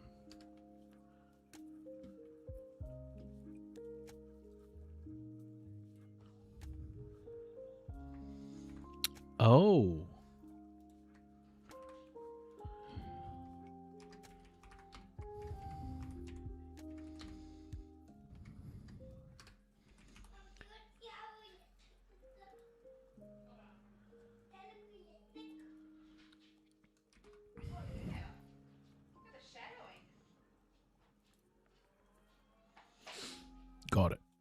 Got it.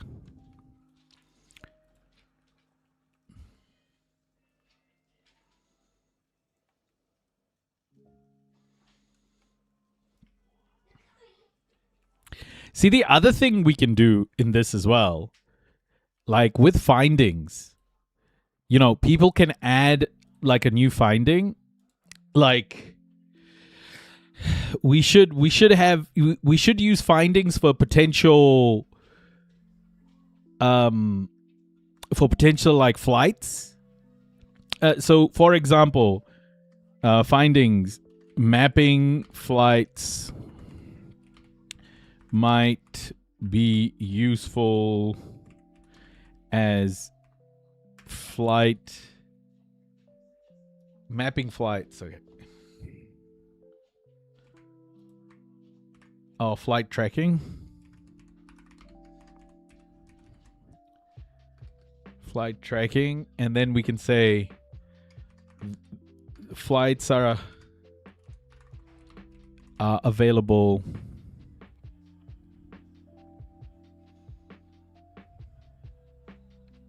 I see, Shiny. Flight details are available readily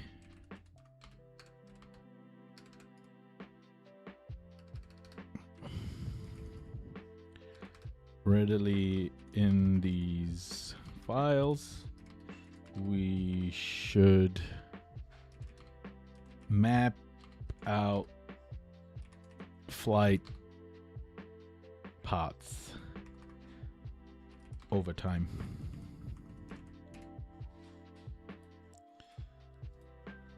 Okay. And then we can say timeline event. Right? This is a timeline event. I think confidence is very high. Submit for review after saving. So now we have a finding that we can turn into a feature. Oh my gosh, I got another achievement, everybody. I got another achievement. Look at that.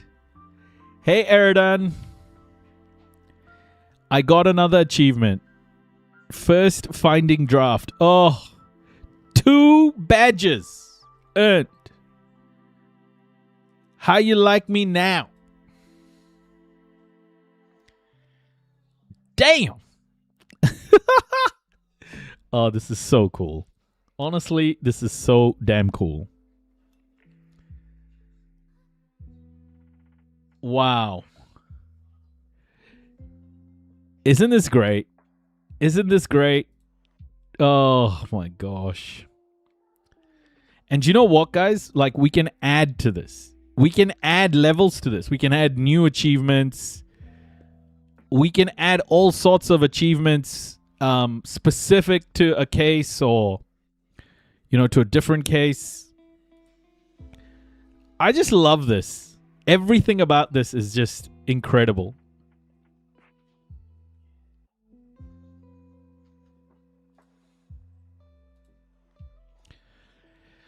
Okay, let's keep going.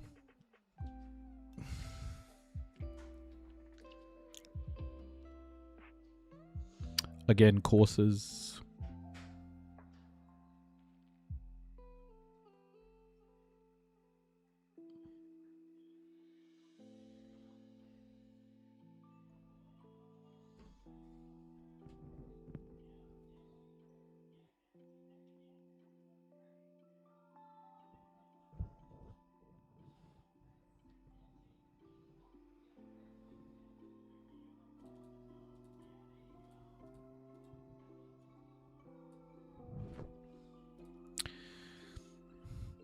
I feel like I should start a new chair fund or something. Get a really nice chair. I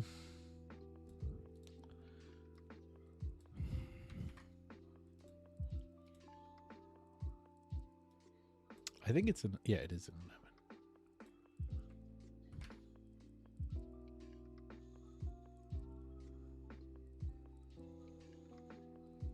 Yeah, thought so.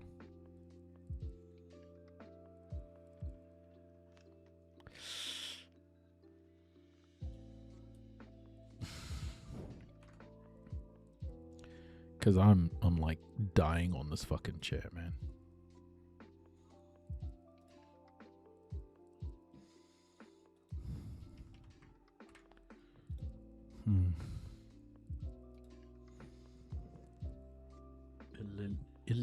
Ililla? Nah. Yeah, thought so. This person is a victim here that Leslie's talking to. Potential victim.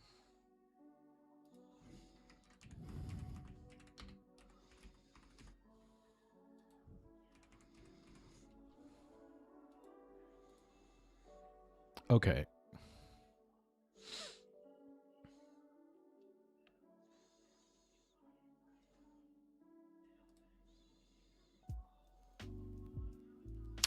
Oil plant paintings of the girls. Okay, we know about this.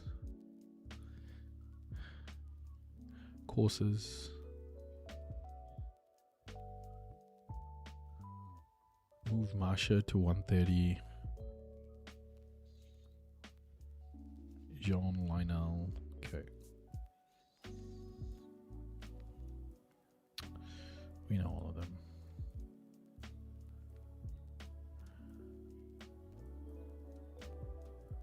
Joska. We do have an apartment. Okay, this is Joska Bach confirming.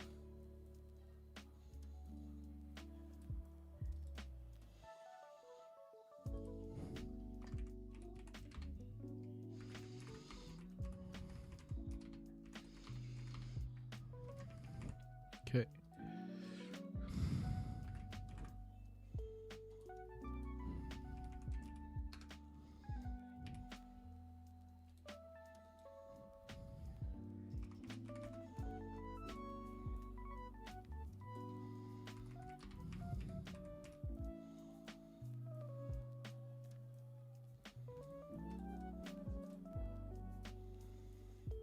Okay.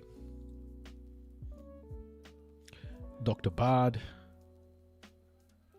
We know Dr. Bard. Yes. Dr. Bard. Jeffries. What does Dr. Bard do? He's like a specialist of some sort.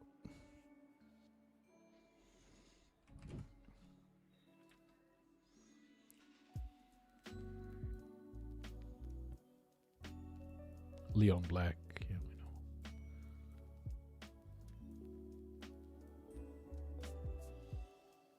Skylux.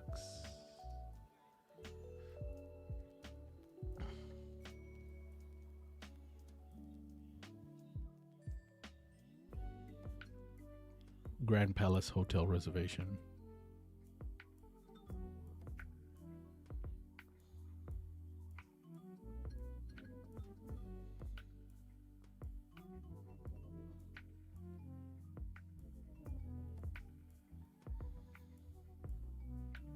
UPS.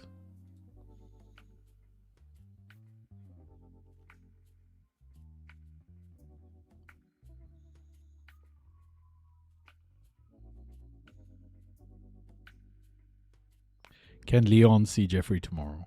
Okay, that's Leon Black. Hamad Ivory.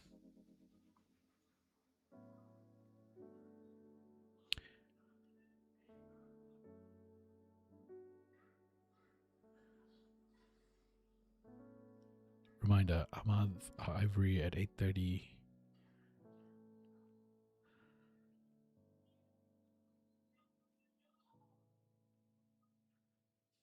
Hamad Ivory.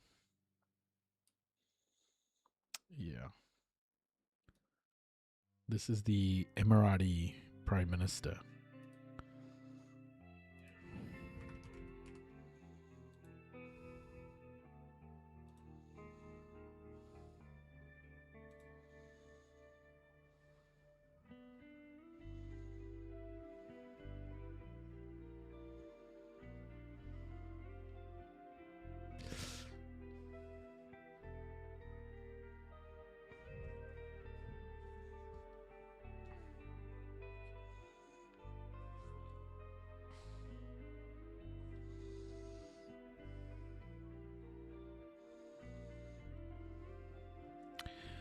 This is a ticket.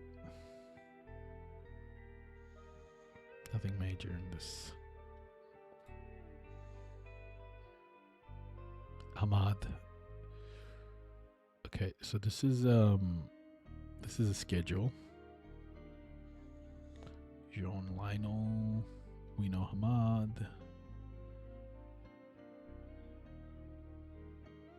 Okay, we know these. Black Hole Sun. The song. American Express.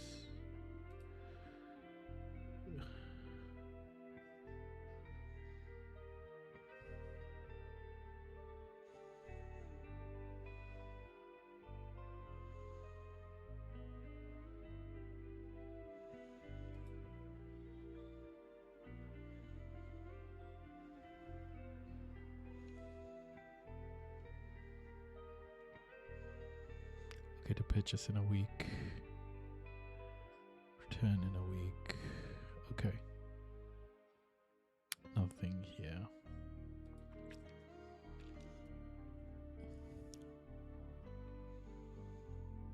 Would you like to see Francisco D'Agostino? Oh shit! Who this dude? Degos. What? Oh my days. Who this? Who this?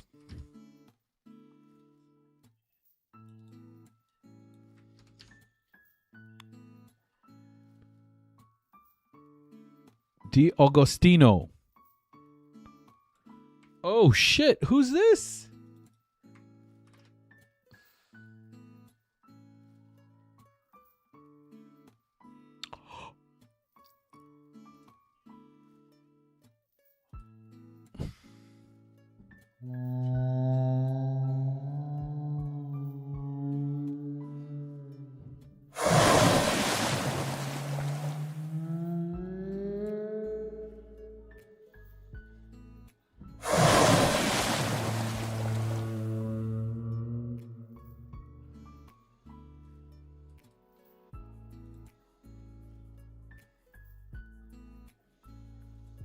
Yeah, whale.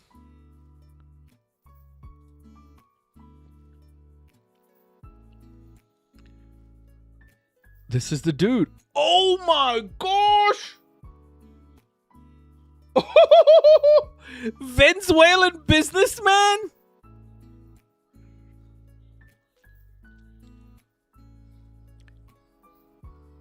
Jeffrey knew this dude? Holy shit!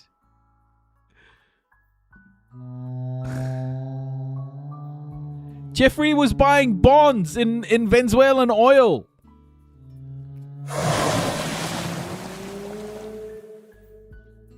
Wow. Jeffrey has had a hand to play in Venezuela? Jeffrey Epstein was doing shit in Venezuela. Oh my goodness.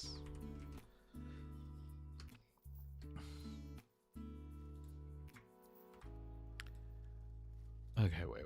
Let me just...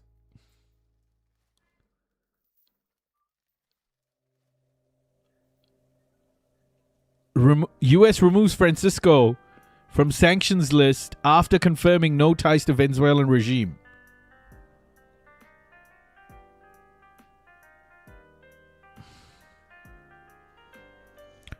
Wow.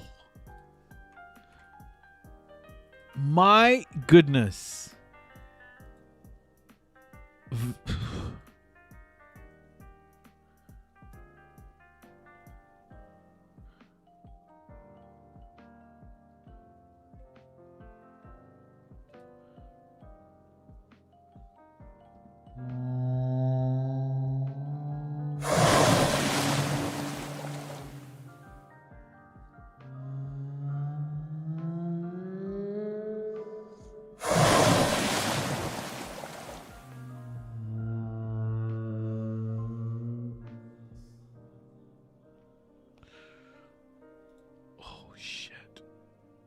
This is him. He's looking a bit older now, isn't he?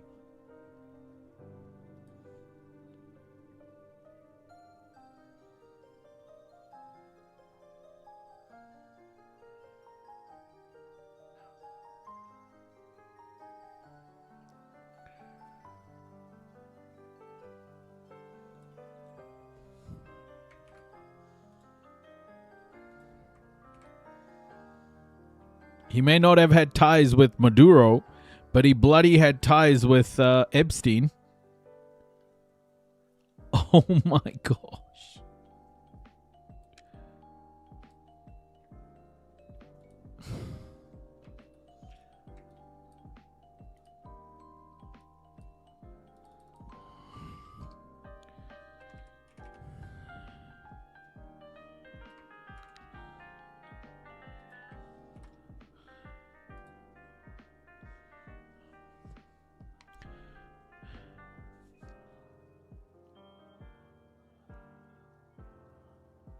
I have lunch tomorrow with Emmanuel Macron. Should be interesting. Ariane de Rothschild.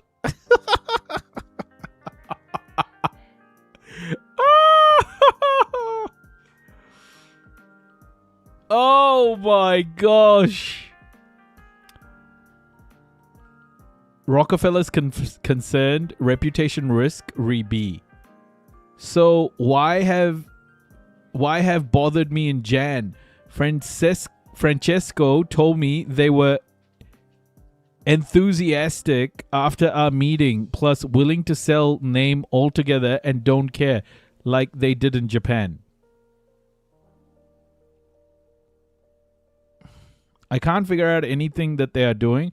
How can Parsons tell you I'll call later this week and then later next week and still do nothing? And these are 15 numbers.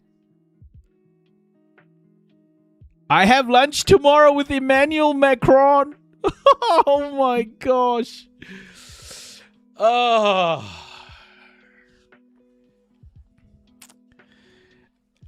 my gosh. Shiny, what am I supposed to do with this? What? This is so insane, man. This is just incredibly insane. All of this. It's so fucking insane. Hold on. Let me just add supporting evidence to this. No, not that.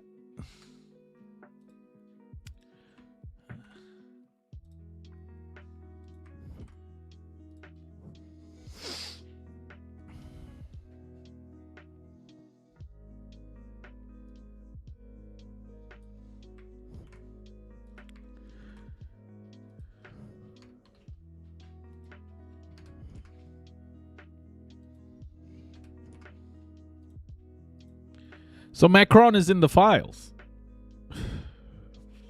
Disgusting. Okay.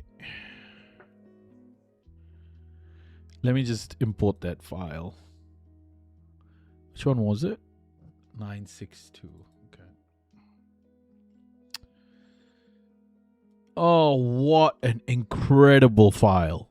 Honestly, what an incredible file.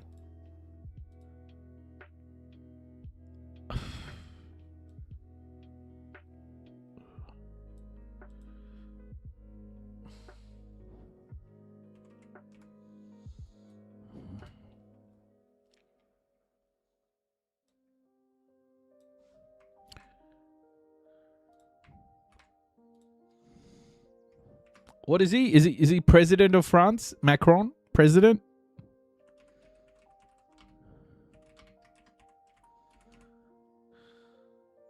Or prime minister?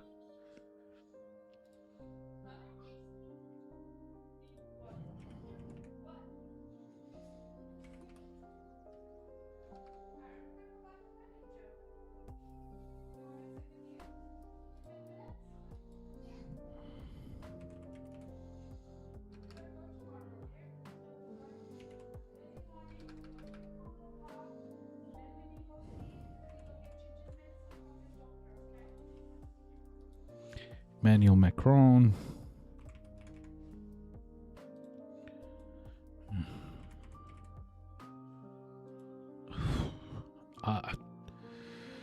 This is so insane. Like, this is so insane. You got the Rothschild, okay? You got Rothschild. You've got Emmanuel Macron, Jeffrey Epstein, and this Francisco D'Agostino, or the Venezuelan businessman, all in one email. I can't, bro. I can't.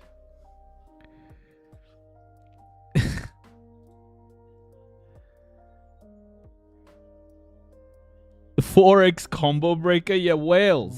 All whales. All of them. Every single one a whale.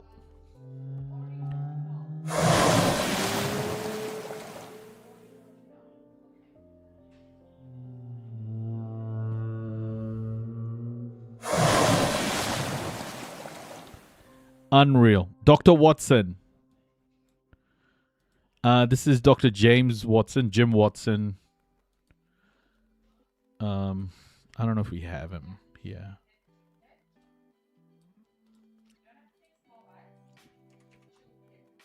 Yeah, we do.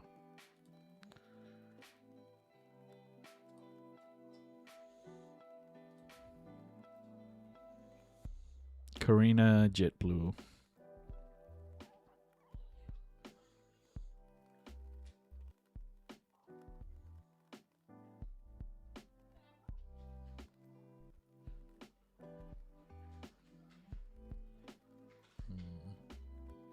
Nothing here.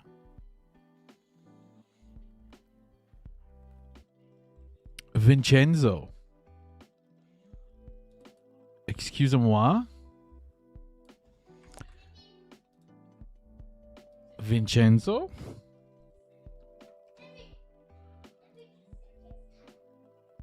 Reminder, Vincenzo in NY. Is Vincenzo a restaurant?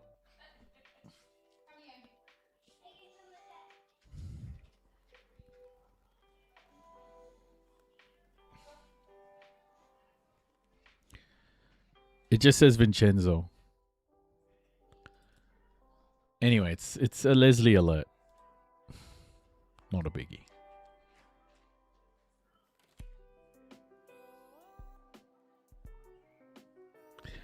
Any response? Any response to Fran?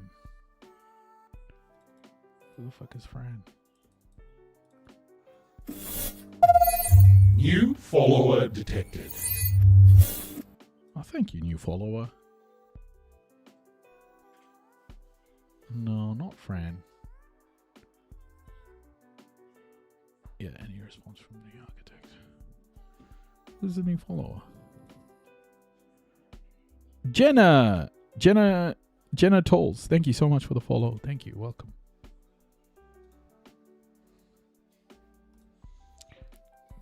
All good here. Dr. Watson, we know.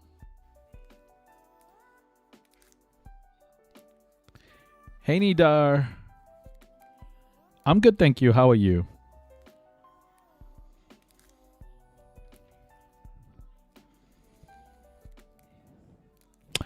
Oh, genitals. Very good. Genitals, I get you.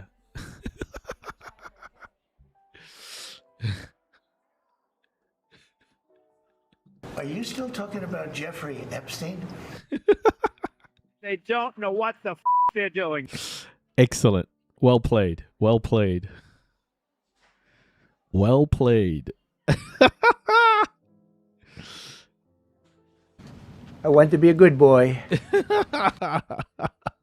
Hooyah, Navy! Just joined to hear Hooyah, genitals. Navy! Hooyah, Navy! Sarachi, someone named Jenna Tolls followed me, and I just said their name, genitals. So there we are. What am I doing? I'm reading through the Epstein files. Oh, we got a Mary here. Mary Stevens. Oh, yeah. This is Peter Tia's lady.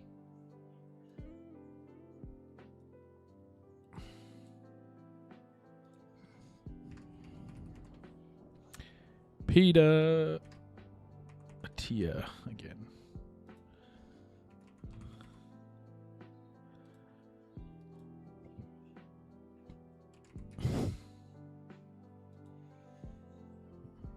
What part? Data set 11.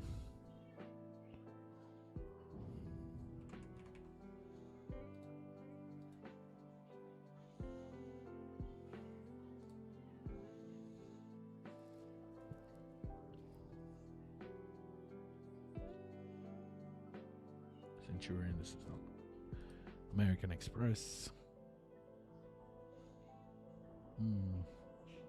Dr. Montanaro. We have a Dr. Montanaro, but maybe not in here. Yeah. We know Dr. Montanaro, though.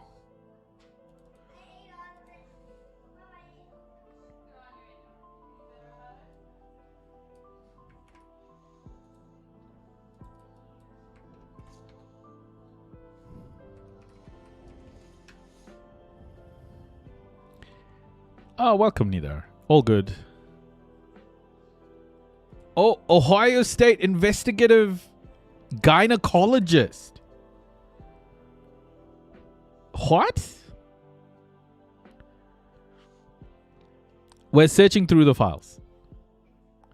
We're searching through the files. Of course, they're a gynecologist. Of course.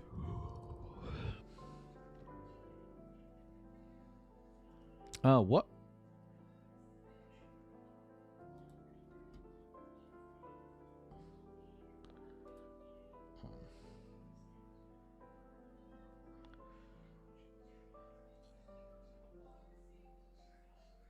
Likely referring to the work of Domenico Montanaro, senior political editor. Oh. Why does it say Dr. Montanaro then? Is he like a PhD or something?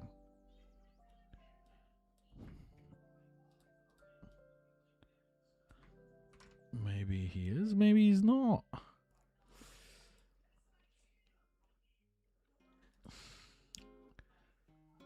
Okay. No, I don't think this is the same Montanaro. This just seems like a doctor. Dr. Montanaro is a dentist? Yeah, thought so. I didn't think he was that NPR dude. Dental follow-up. It's probably just Leslie anyway. Natalia Malokova, this is American Express. Hi, terrific.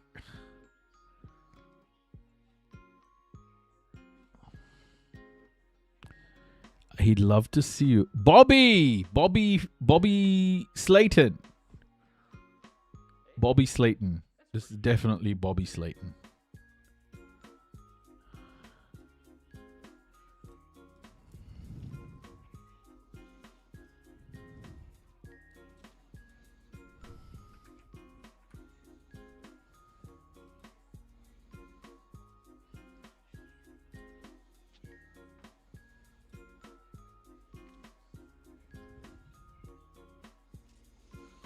I know, Bobby still keeps popping up, eh?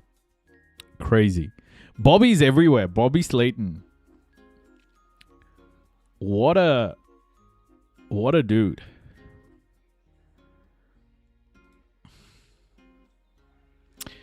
Woody, yeah, we know about this dinner. Airport clear customs. Yeah, we know the fat fingers one. Dr. Bard. Perry Bard, we know him. 10B mentioned this time.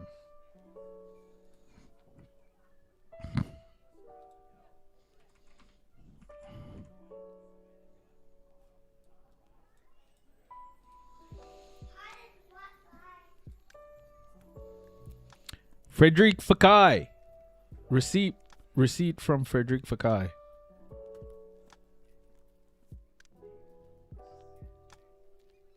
Oh shit, Frederick Fakai himself with Leslie Groff.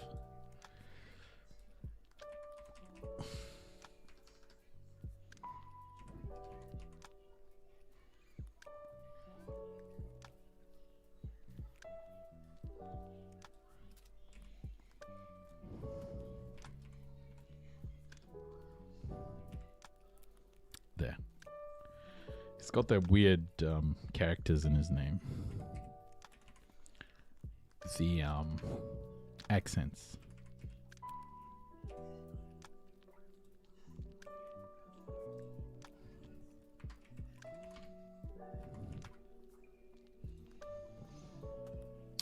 For those that don't know, Bobby Slayton had pretty much a standing reservation at Jeffrey Epstein's apartments. He called Shay Slay. Yeah. It's pretty sick. Hey, Arya.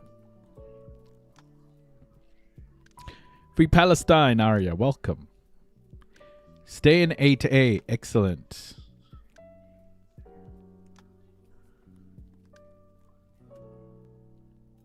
Personal items. I think this is this person is a victim. Hold up.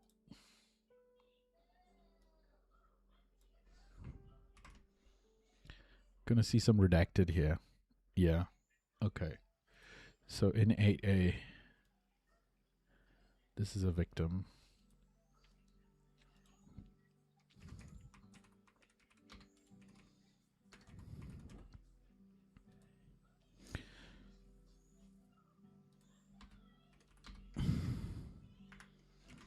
In 8A, Leslie Groff. This Leo.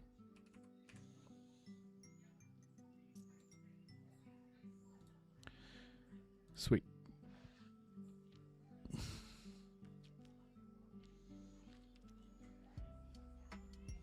Ramon. Another architect, Ramon. We know him. SCDA Architects. Tell them it's about Little and Great St. James. Oh, shit. Just spoke to JJ in the SCDA NY office. Oh, my gosh. They did. Oh, shit. This is a rich one. This is very rich. This, yeah. Sue K. Chan.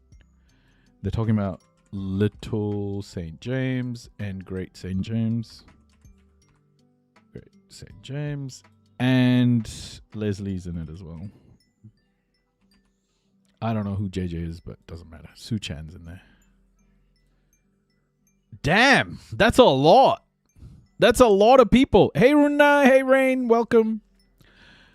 Ooh, that is a lot. That's a very nice little node there, full of connections.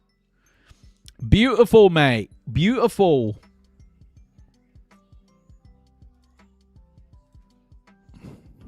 How are we, family? We're going to go through a few more files, and then we've got some updates. We'll go through Call Disney. Yeah, I got this one before. Dr. Kruger, mate. Epstein. Good morning, Daniel. I have received the numerous phone calls and messages and did pass along to Jeffrey Ree the email fax Dr. Kruger sent over a couple of weeks ago.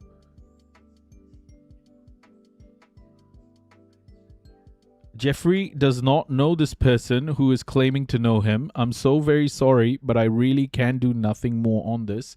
I just called the office and left them. Oh, damn. What is this? Chrome, welcome. How are the horrors today? Horroring. Horroring? Horrifying. Horroring.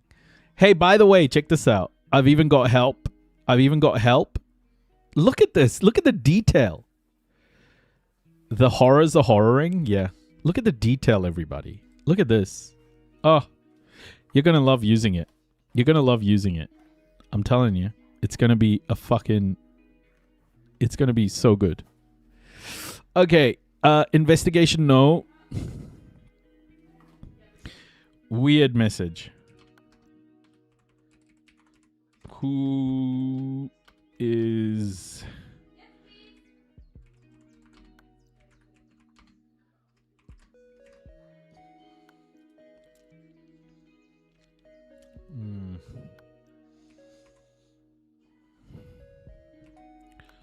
We don't have Dr. Kruger here, but we'll put it as Jeffrey Epstein.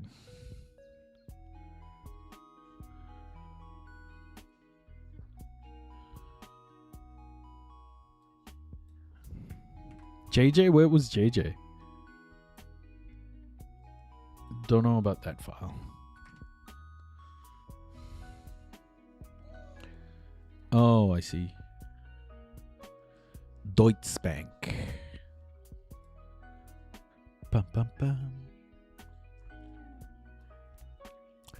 Bum, bum, bum, bum, bum, bum.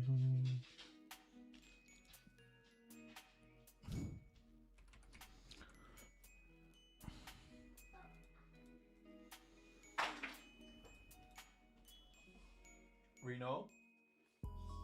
Was that the remote?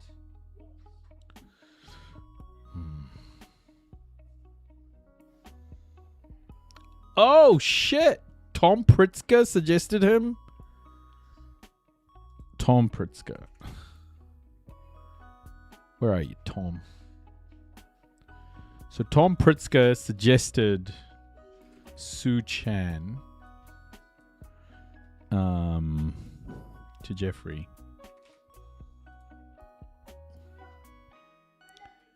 Incredible. Tom Pritzker's in there as well. Great. I just heard you say, I don't know who JJ is. Oh.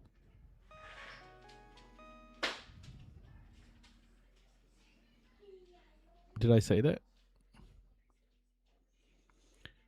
New seat for Cyclops bike.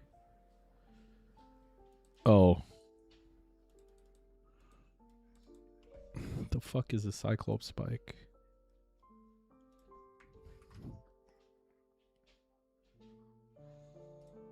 Oh, shit.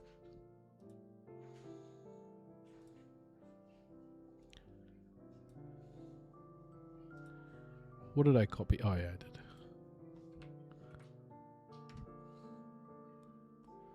Page not found? Why? Oh, because it's 2010. 10. Data set 10.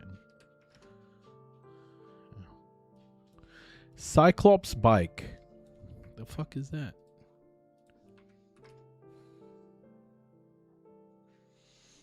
Jeffrey Epstein had one of these.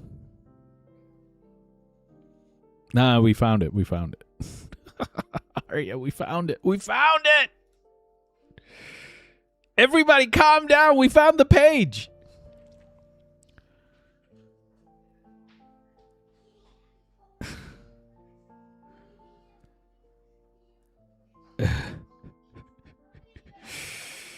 Oh, shit.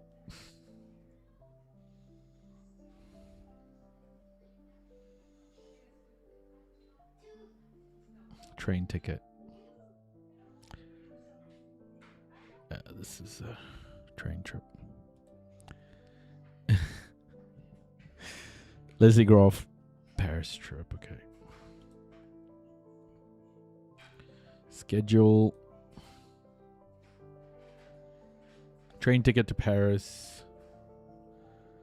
Okay, man.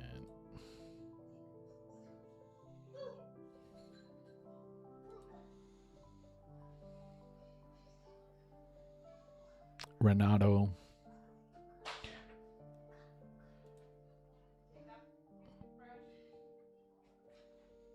Leslie Groff, Larry Vazowski, pilot. Bella Klein, Carosa. This is the limousine.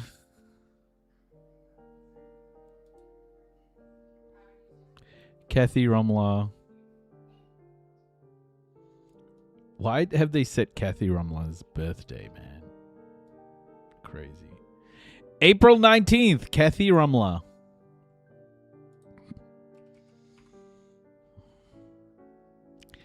Catherine Rumler.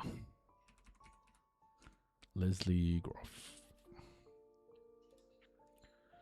Save that. Schedule.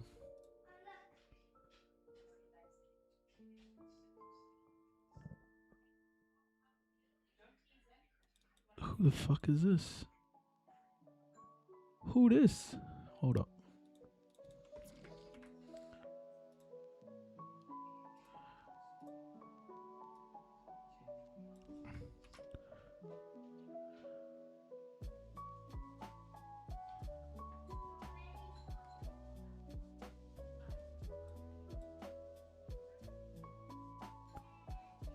I worry, however,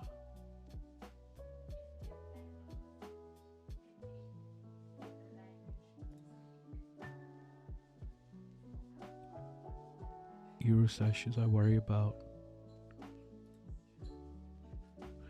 Oh shit! Who is this?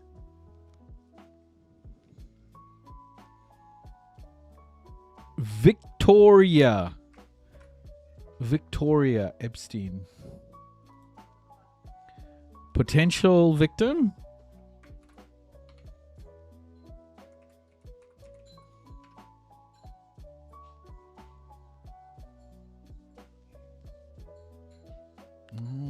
Virginia Giuffre.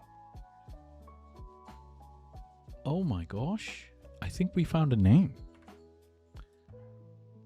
But this could be a victim's name.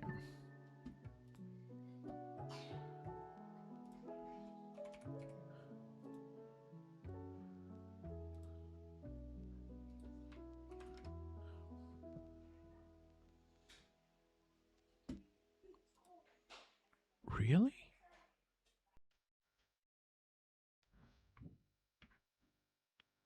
Won't even find it in search?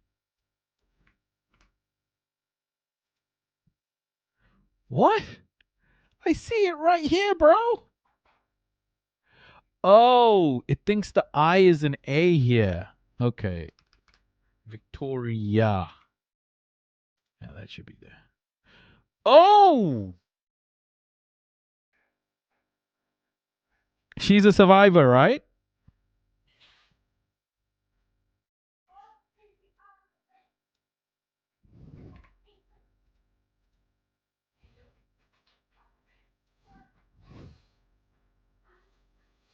Vada. Yeah, looks like oh shit. Okay. We have an actual survivor here. Survivor.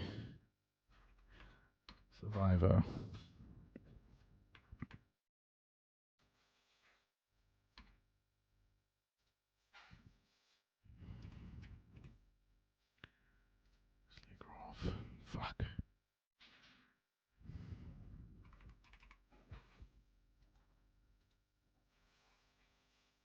She got a plane ticket from Russia. Oh man. Hi Mapula, welcome.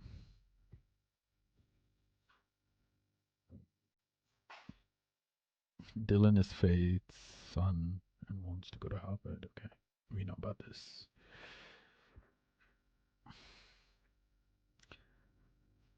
Need to hear back from. Okay.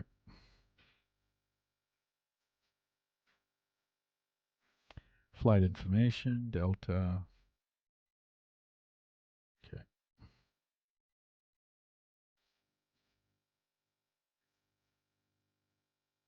Itinerary for Sapram. What?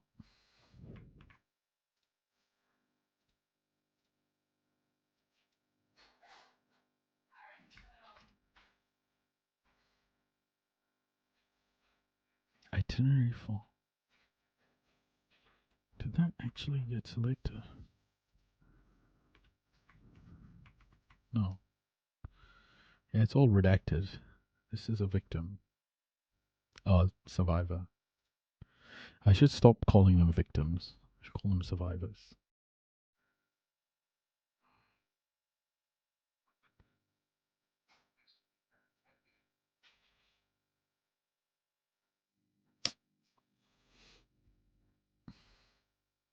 something there.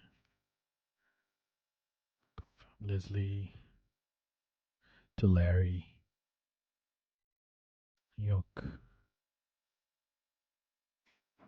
Yoni. Yoni.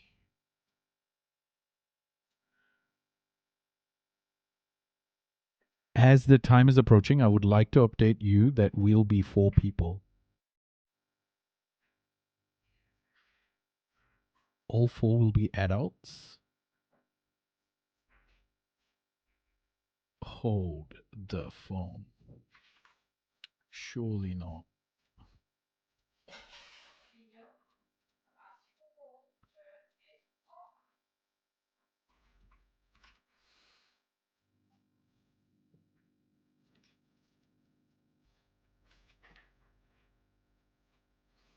Him and his family. They're staying in 7J. We know about this.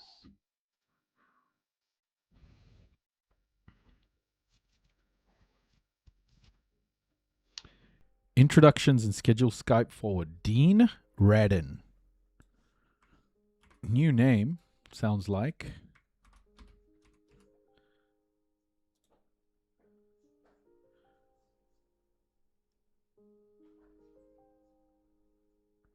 Chief Scientist, Dean Radin.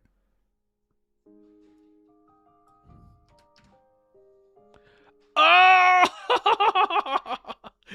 Oh, we got another one, baby. He's not a whale, though. He's a... Is he? Is he a whale? He's an American parapsychologist. University of Edinburgh. Okay.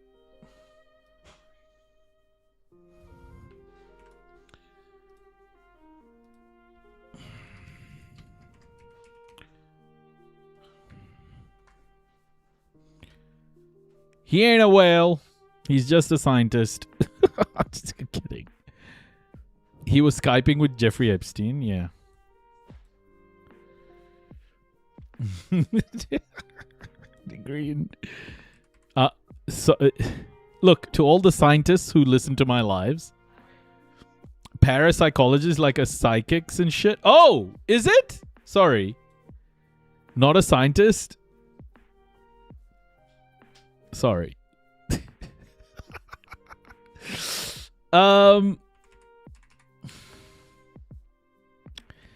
Epstein. Let's also just like chuck him like maybe his Wikipedia page. Yeah, let's chuck it in as a link. Because now we can do that. We can enrich it. We can enrich this data. Oh.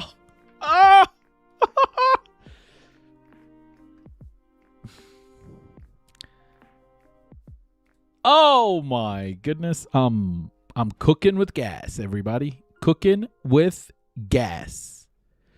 Sweet, sweet data. Oh! He knows D-Bag Chopra. He knows D-Bag. D-Bag Chopra, baby. Let's go. Let's go, D-Bag. What is... Oh, fuck. These people are all just weirdos, eh? Anyway. If you guys... It's long. I don't know what's in there. Yeah. Your screener of the China Hustle expires soon. The fuck is this? Bebe after you, we know her. We know Bebe. Not sure what China Hustle is. Call First Republic. What is First Republic, everybody? What is First Republic? What is it? I don't even know what it is, and I just made a jingle for it. Call First Republic. What is First Republic? Is it a bank?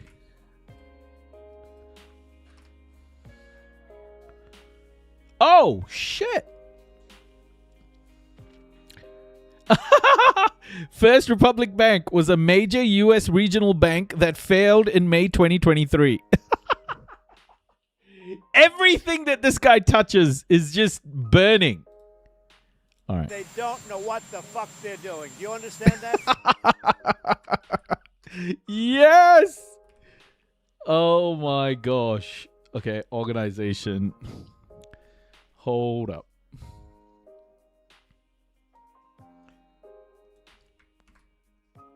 Sweet, sweet data.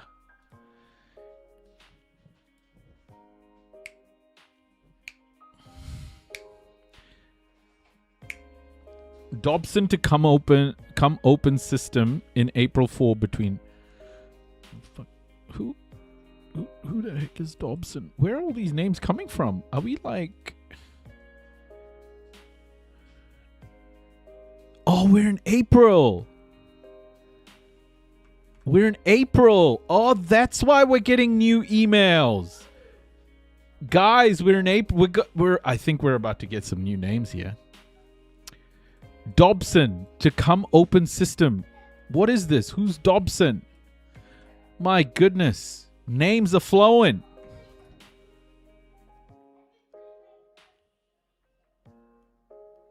Turf irrigation. Dobson turf irrigation. All right. Dobson turf irrigation.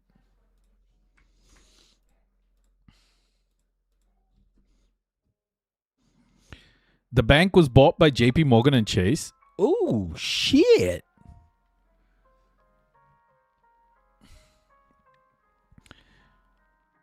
Turf irrigation. What do these fuckers do?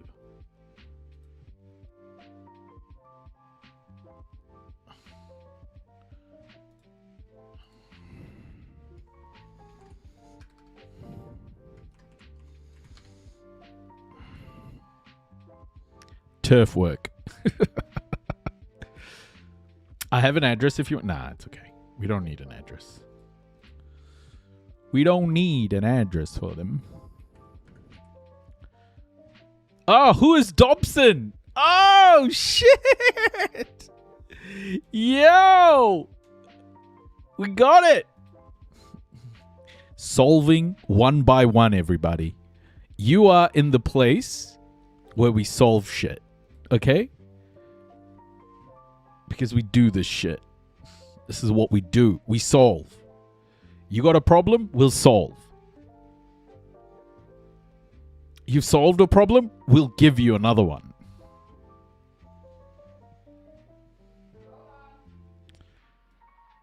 Darla.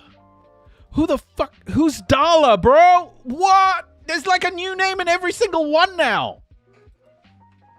Darla.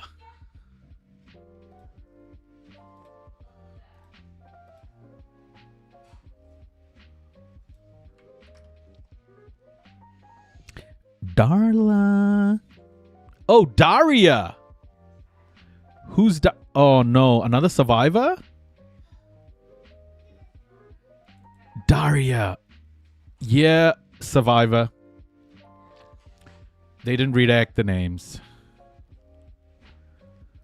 Oh shit. We got survivor.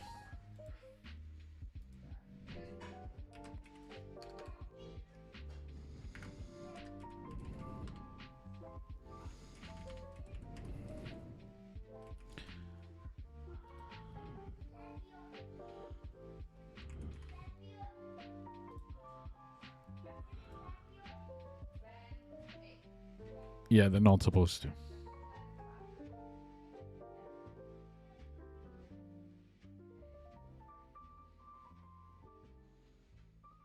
Okay, we're going to get some new names here. We've moved into a new month. We're going to get some new names. Karina.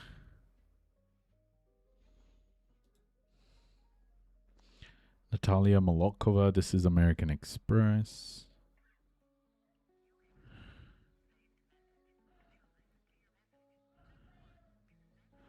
Same, yeah.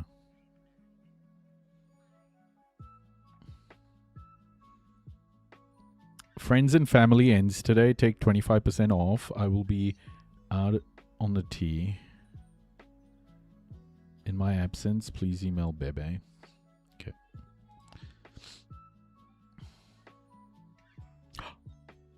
Oh shit! Noisy! Noise! Is that me? Noise?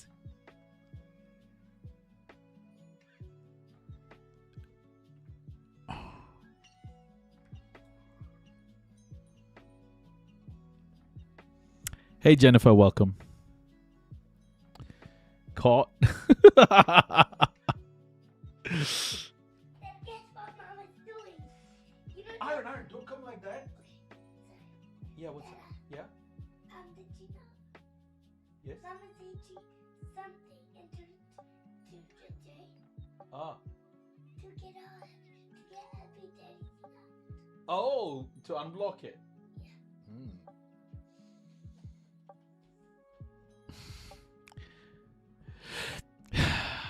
Booking number, guys. This is a booking number. Calm the fuck down, okay?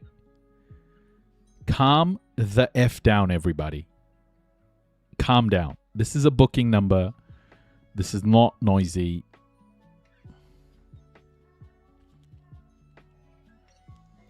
Send Victoria her new train ticket. Bro, they have not redacted any of these names. Victoria is another survivor.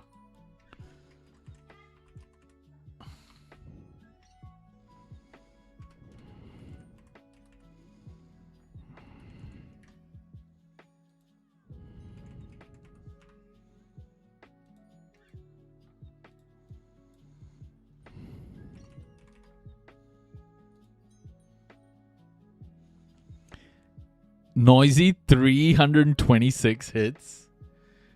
No way. Let's check it out.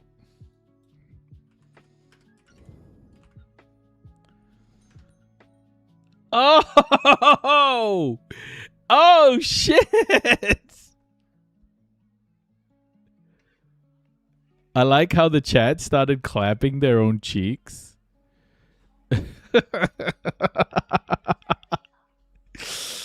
Oh, jeez. Here we go. Noisy work. Saturday I will leave. Oh, shit.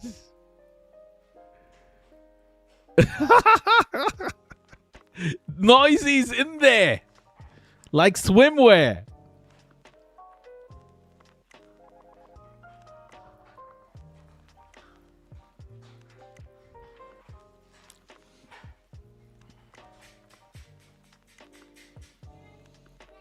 That this controller would be noisy. Phase out older. Great.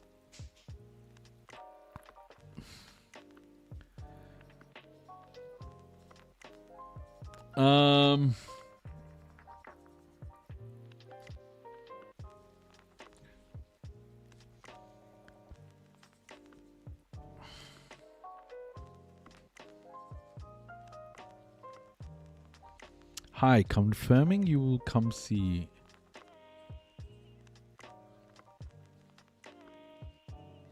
Ooh, who this?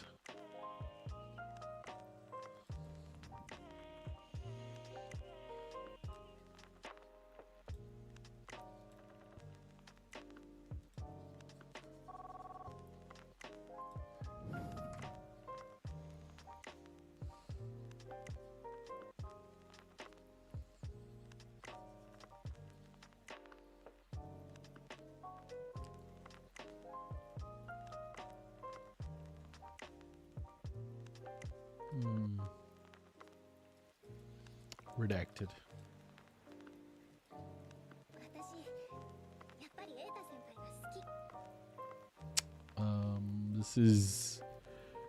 This is the limo service. Did Jeffrey receive his visa for Vancouver? Ooh, this is like visa shenanigans, eh? Visa shenanigans. I think that's how you spell it. Is it? No. Shenanigans. Okay.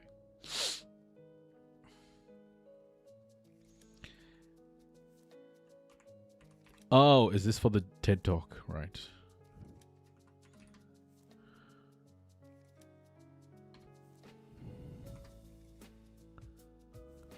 Oh, where's my TED Talk thing? There. I should call this something else so it's easier to find. Save.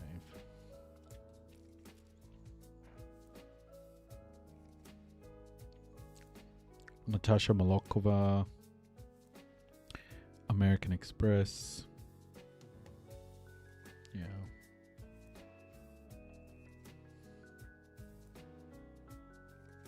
Tomorrow, yes, thank you. Okay.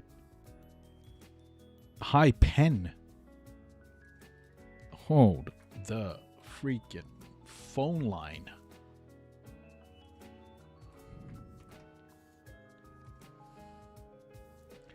Oh, Renato. It's Renato.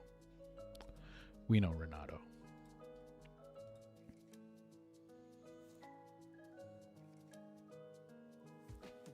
Need ticket with hotel. For who? Who is that? I think this is redacted, by the way. But it's good to check. Hotel 4, yeah, redacted. Magnolia Pictures. Having trouble with your screener? Your screener of the China Hustle. Okay, yeah, this is the China Hustle thing. Hi, Karina. Clean tomorrow. Okay. It's Karina Shalia. Clean 3M. Okay, clean 3M. So we got 3M here. Use selected text. 3M mentioned. This is for... Oh. This is for the New York apartment. New York mansion. All right.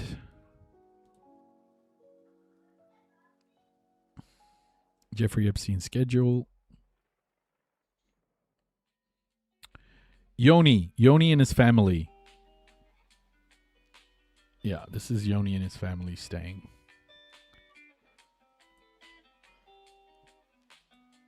Delegating to cleaners.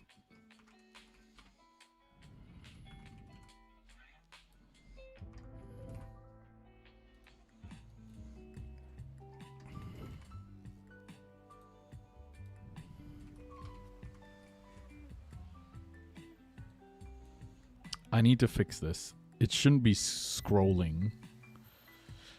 Oh, small UX changes. But how good is this? Okay. How fucking good is this? This is such a breeze. I wish I had this when we did the 15,000. Hotel reservation. All right. Okay, guys. We'll come back to this.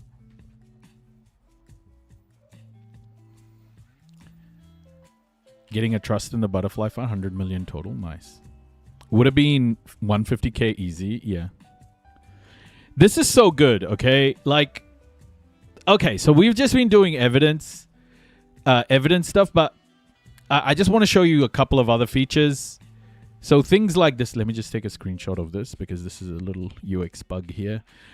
Things like this, where I've set up for everybody who comes in new to the platform, a full onboarding process. So people who come in and want to use the platform and add more to the platform, I have set it up as much as possible to give you as much training that you need to use this platform, because ultimately the reason why I have put so much effort into like training and all of these different like onboarding and the knowledge base, all of this is because what goes into this platform needs to be up to scratch, right? Like we need to make sure there has to be some minimum level of standard.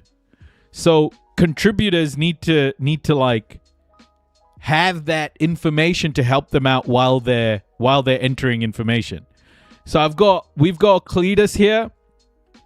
Cletus is like your helper who'll be with you.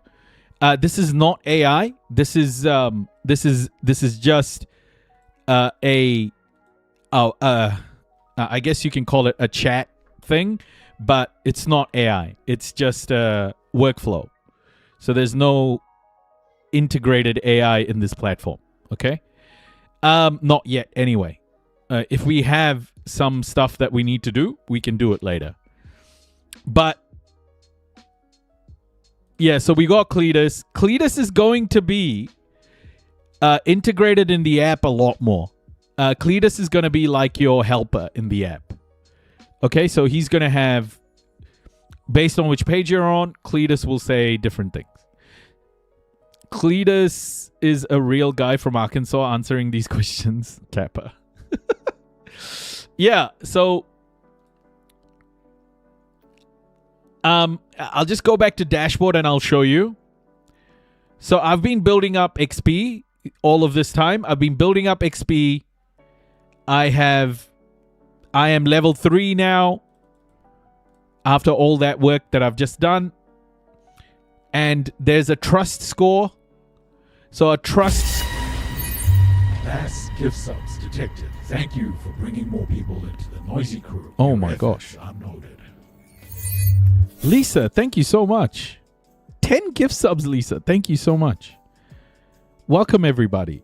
Oh my gosh. So many new people as well. Welcome. Welcome, everybody. Thank you so much, Lisa. Thank you. Last day, 35% off. Oh, thank you so much, Lisa. You've gifted 70 in this channel. Incredible. Thank you so much. Okay, so on this platform, there's achievements, badges, but there's also a what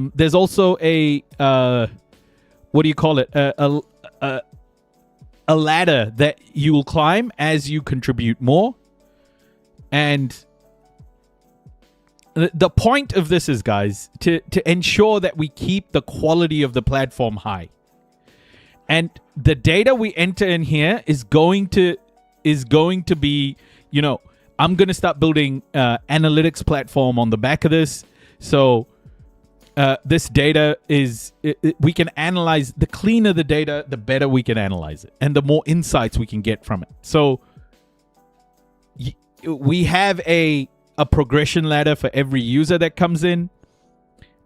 We also have achievements, and look, the achievements will keep increasing.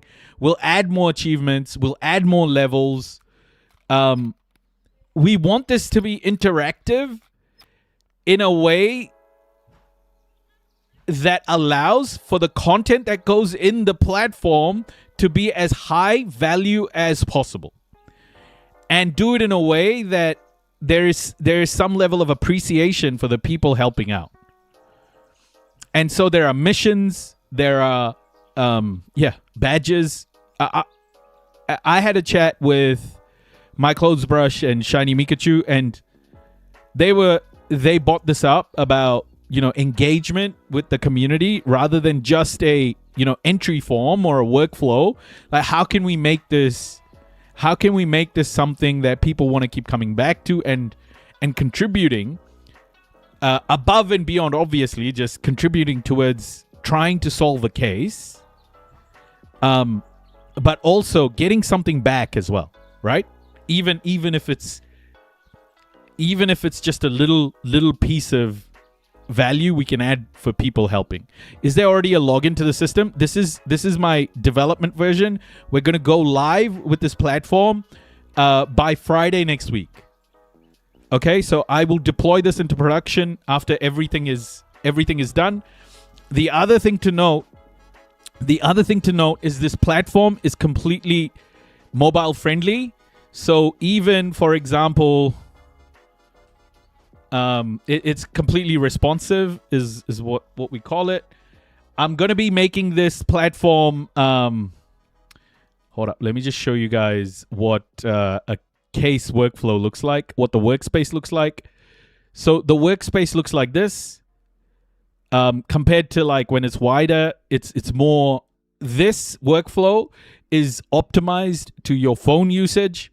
So when you look at this on your phone, it's not going to be overwhelming with all different types of tools. It's as optimized as it can be. I'm gonna continue to optimize it for phone usage as well. So you can use it on your phone, you can use it on your iPad. It'll all be ready to go. The other thing I need to make this is accessible. Okay, so that is for if you have screen readers, etc. You have you have issues with your site. I want to make this work for you as well. And yeah, so we'll get all of those sorts of things done, and go live on Friday next week with open investigations. Here's the cool part about all of this, okay? Here's the cool part about all of this. This is one case. As an administrator, I can add other cases. Right now, we only have the document dump investigation template, which is what the DOJ has done for Epstein, right? They've just given us a whole bunch of PDF documents, and we have to suck that into a system and then analyze it. But we're going to have different sort of investigations later. Like Honduras Gate, for example, has audio files and images and all sorts of stuff. So as this platform grows into a larger centralized investigation platform, we're going to add on more templates. We're going to add on investigation templates that are fit for purpose for different cases. So we may bring in things like Honduras Gate here. We can bring the alien stuff in here. We can bring all sorts of investigations. And eventually what we want to do is we want to allow, based on your activity on this platform and, based on a suggestion that you may have, we also want to help people create cases for them to track. So if you have like a local case where you're investigating, I don't know, police brutality, or investigating, a loved one who may have been injured or worse, and you need something like this to keep track of all your documents and all your evidence, we can make that happen for people too, right? So we want this to be an open platform for people to hold power to account, ultimately. We're starting with the Epstein files, but this can evolve into other shit. Okay? So I don't know how this is going to grow, but let's start with the Epstein files. And the only way that people can log in right now, and I'm going to control on this platform how people can get access to this just to keep it safe, is you have to be in the Noisy community on Discord. And the reason why I'm doing it this way is because bots tend to come into these apps. I don't want that to happen. So authentication is going to be checking, one, whether you have a Discord account, and two, whether you belong to the Noisy Immigrant Guild. So if you're in the Noisy Immigrant server, you're approved, then you're in the Noisy Immigrant Guild, and then you sign into Discord with you sign into this website with your Discord. And if you're in the website, if you're in the Noisy Discord, when you first log in, it will be a request for access. It'll be a request for access. And then once we approve your access, then the next time you log in, you'll have access to all the tools. I am making it hard for people to just create accounts because we know in our Discord community that we've had problems with bots joining and spamming all sorts of shit, right? We've had that Discord community for like 2 years now, and we've experienced all sorts of weird shit in there. So I have locked down the Discord community. I'm going to be locking down this website. We're not going to open it up to the whole world straight away. I just don't think that's the right way to go about it. Okay, this is going to be a community-driven project to begin with. So if you want to request access for this platform, get into Discord community, and we can give you access for different types. We can give you different types of access too. We can make this read only, where you won't have access to different sort of buttons and things like that. You can view all of the workspace, but you can't, add or contribute.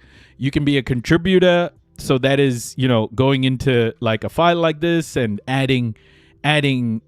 capturing evidence for these forms and pushing them for review.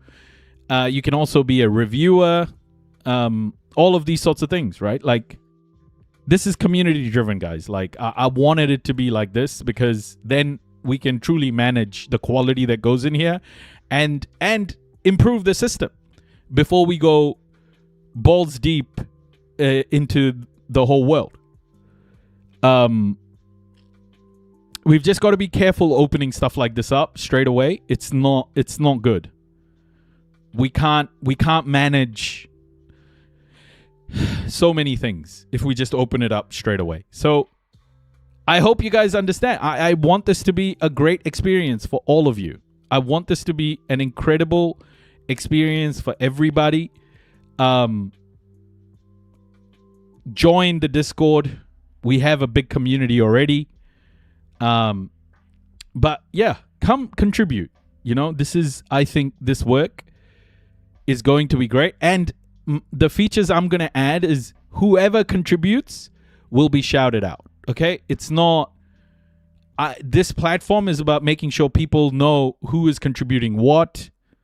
So your username on this platform will be shown. Your handle will be shown. So, yeah, this is... I don't know. I want this to be community driven. Anyway, I hope that makes some sort of sense.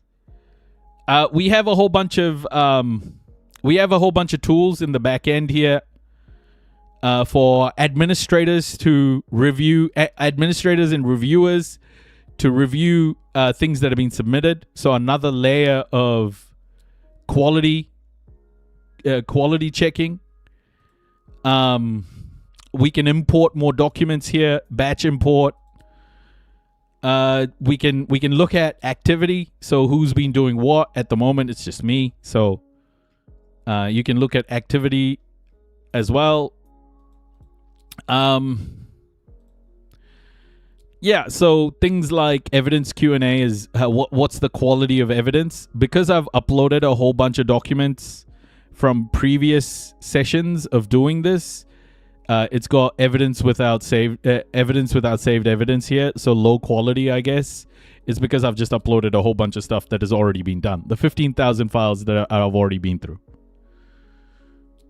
There's a lot here, guys. There's a lot here. We can even change the settings of this whole case. So, and we can upgrade different roles. We can add members in different roles. And we've got help and training. So, yes, lots more to do. But next Friday is a great day to aim for. It gives me time to just to make this look and feel even better, but also just to fix small issues that I find, and work with Shiny and the crew internally, their admins, to start looking at onboarding at scale. So join, guys. Join the Noisy community. Get it done. Go join the Discord.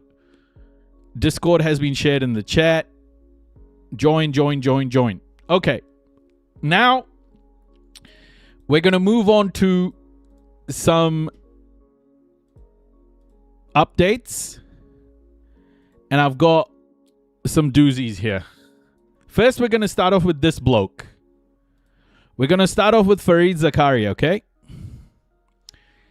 We're going to start off with some liberal cope. Is everyone ready for some liberal cope? Is everyone ready to receive liberal cope? Because this is going to be next level.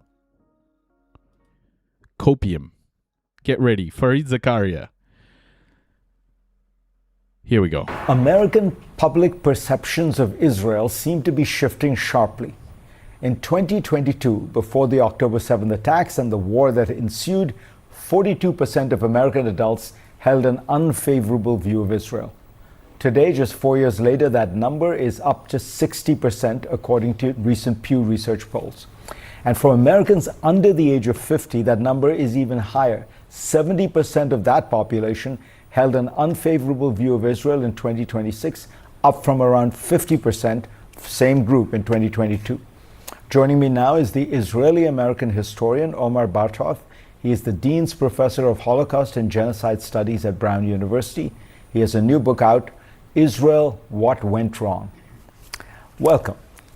Thank you for having me. So what I want to first focus on is the answer to your question, because for you, both personally and professionally in the book, you think that Israel took a wrong turn on two dimensions, or one of them is a historical one. Explain what it is, what did go wrong? Right, so what interests me most is how Zionism, which was an ideology of liberation and emancipation for a Jewish minority, 80% of world Jewry, who lived in East Central Europe and came under increasing pressure from nationalism, ethno-nationalism, and eventually anti-Semitism and violence, a movement that said, well, let's define the Jewish people as well as a nation and find a place for them where there would be a majority and have a state of their own. I can't believe news organizations are having these conversations now. It's kind of crazy. Yeah, I'm going to get this book as well. I'm still getting through a couple of the books I bought. But I'm definitely getting this book too. Video is still on TikTok, Noisy. Yeah, I took it off. Thank you so much, Mike Losebrush. How that movement, especially after 1948, becomes something else, becomes a state ideology that increasingly becomes militaristic, expansionist, violent, and in the last few years, racist, Jewish supremacist, and in Gaza also genocidal. How did that happen? So this is Omar Bartov. Omar Bartov is an Israeli, what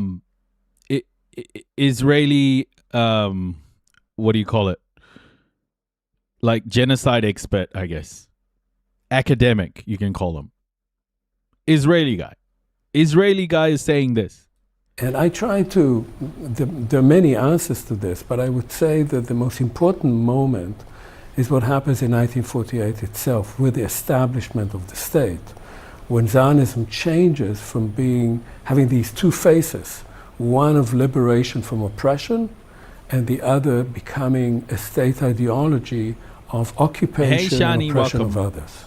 So a lot of people would push back and say that in a sense you do have it right, but what you want is the Jews to be permanent victims. That when you look at Jews with power, with a huge army, with a successful country that is, outperforming others. We're listening to What's Really Behind the U.S.-Israel Rift, Fareed Zakaria. We're going to be, Fareed Zakaria is talking to Omar Bartov, an Israeli academic who is talking about the genocide in Gaza and stuff. But we are also observing some liberal cope. So if you do like engaging in listening to liberal cope, please welcome. Hey, Ralph. That you're deeply uncomfortable with that there is a certain strain of the Israeli left that just doesn't like a very powerful Israel. I think, one could make that argument. That's not the way I look at it. what is so interesting in the case of Israel is that the more powerful it became, especially after the War of 1973, Israel became the hegemon in its region, became the most powerful country in the region, not least because of American support as well. And it's during that period that the Holocaust, that Israel was seen as the answer to after 1948, becomes not only something that you need to remember and commemorate and study and research, but also an imminent danger that the country develops a self-perception of a society, a state that is under imminent danger. And that creates in Israel a sense that any danger to any threat, and most of the threats are coming from the people that it occupies, may lead to its destruction. And because of that, it begins giving it infinite license to respond with any kind of violence that it sees appropriate. You also say that it's the Holocaust is one part of it, and then the occupation has changed Israel. Explain what you mean. One has to remember that since 1967, when I was 13 years old, to now, when I'm 72, Israel has been an occupying power. Half of the population under Israeli control, and Israel is basically one state from the river to the sea. People living there under different regimes. Half of the population, nowadays 7 million Jews, rule over 7 million Palestinians. That process of ruling over people for so long, in such great proximity, has done something that when I was a teenager and protesting against a very young occupation, we used to say occupation corrupts. We didn't quite know how much it would corrupt and how long it would last. It corrupts society. You dehumanize the people you occupy. You have to, because why are you occupying them? Why are you bossing over them? And that dehumanization of those you're ruling over begins a process of dehumanizing you as a society. One of the things that has been really striking... Okay, so that was Omar Bartov. Now, Fareed has... it cut from Omar Bartov. Hopefully, you can hear what Bartov is saying. Very important. Even though there are some, even though there are some things that I would have said a little bit differently, I think he summarized it pretty well. For an Israeli person to say that is pretty crazy.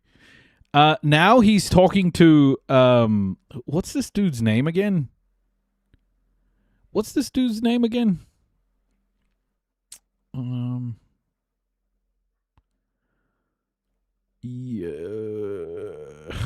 He's the Democratic guy.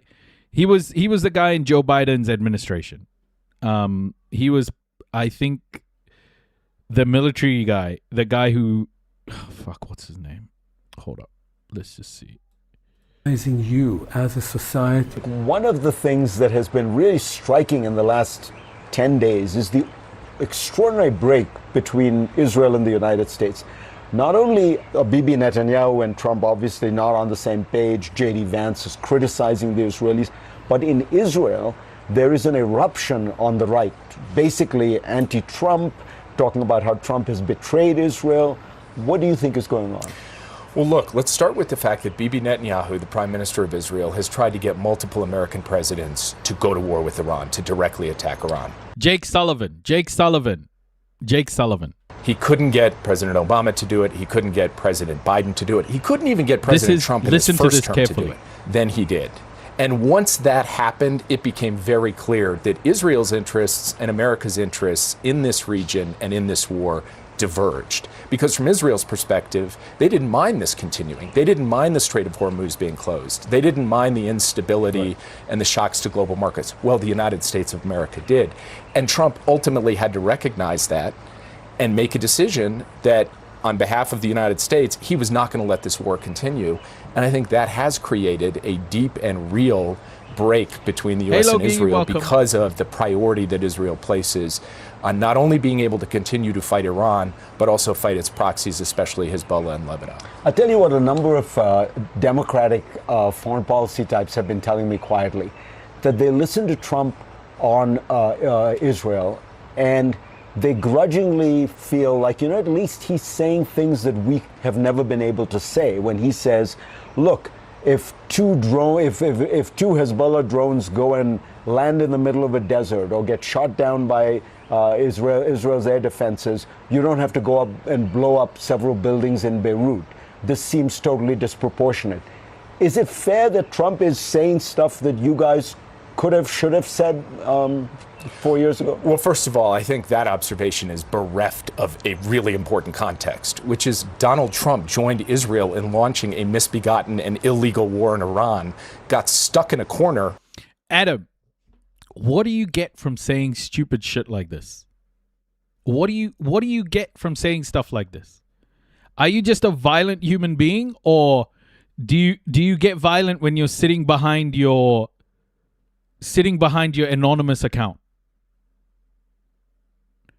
Because you're not doing a service to anybody by saying violent shit like this. Doesn't matter, bro. Does not matter. If you're saying violent shit like this, you're not helping anybody. You're not helping anybody.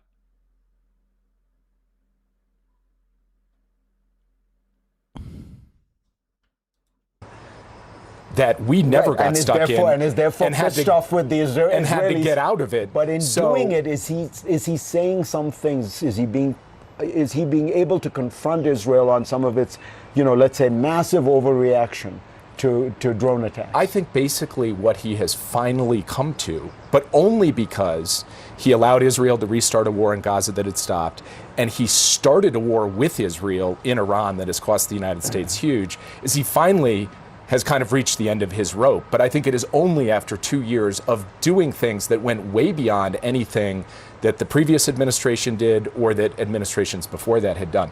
What he's saying makes sense, it's logical, but it has to be understood in a context in which he pretty much put America's security at risk and set us back strategically by... This motherfucker killed so many children. This guy committed genocide. Okay, this guy, Jake Sullivan, did nothing when Israel was committing genocide. When Israel was committing genocide, when the Democratic Party was in power. Just, hey Lisa, hey Steph, welcome everybody. And this is what he's saying, right? He's saying that Donald Trump is whatever. This is the problem. Like, both Trump and these fucking Democrats, liberal Democrats, are so violent in their rhetoric. It's insane. Joining Israel in a war that President Biden and previous presidents had refused to join. Do you think this rift between the United States and Israel is a momentary spat, frankly, like many of the ones in the past? Or is this a kind of watershed moment?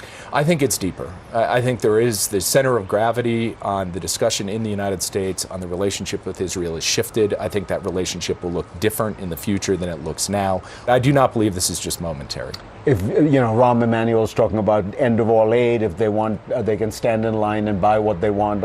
What's your view? Welcome, everyone. How should the United States continue to give military aid to Israel? Well, look, I actually came out publicly and said just a couple of months ago that I had been advocating to members of Congress that they should vote for these resolutions of disapproval, basically blocking direct military assistance to Israel during this war, because we shouldn't be fighting this war and we shouldn't be helping. During this war, not the genocide, during this war. Only because of Israel and Iran, not the genocide in Gaza. Israel fight this war. So I do think the security relationship between the U.S. and Israel has to change. But going forward also, that was about this war. I mean, going forward, no more aid, they buy it? Well, look, even Bibi Netanyahu himself has said, Lindsey Graham has said, Israel can stand up on its own 2 feet. Does it really need the United States to continue in the future to provide it assistance, security assistance, where we're handing American tax dollars over? And it's interesting because the last memorandum of understanding that provided this assistance was negotiated during the Obama administration. It was 10 years. That's coming up for renegotiation. Let's see what President Trump does. You are still criticized for not having stopped the war in Gaza, for not having put... Listen to this. This is the important bit, and I want to discuss after this bit is done. More pressure on the Israeli government at the time. Do you think, in retrospect, that you guys could have done more, and there was a certain hesitation about being seen as anti-Israel? I've said publicly that we should have done more to put pressure on Israel. But what stopped you? Well, the big trap that I think that we fell into is we kept thinking we were close to a ceasefire, and that if you take a dramatic step like cutting off aid to Israel, it could actually set you back from getting a ceasefire and hostage deal because Hamas would react to that.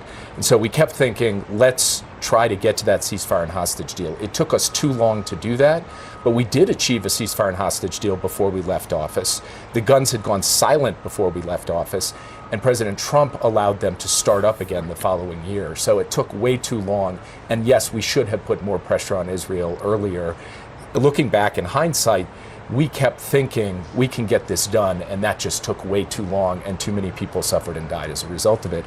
And that's something that I sit with and I lie awake with at night thinking about. Poor fucking Jake Sullivan, bro. He lies awake at night, apparently, guys, thinking about the mass murder of Palestinians.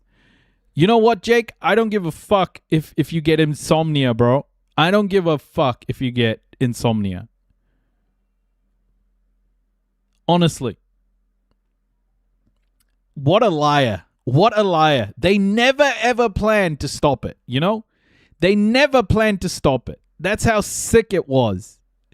And now to say, like, yeah, we tried to stop it. What a load of bullshit. Criminals, bro. All of them must be at The Hague. I'm telling you. Every single one of them. Send them to the fucking Hague.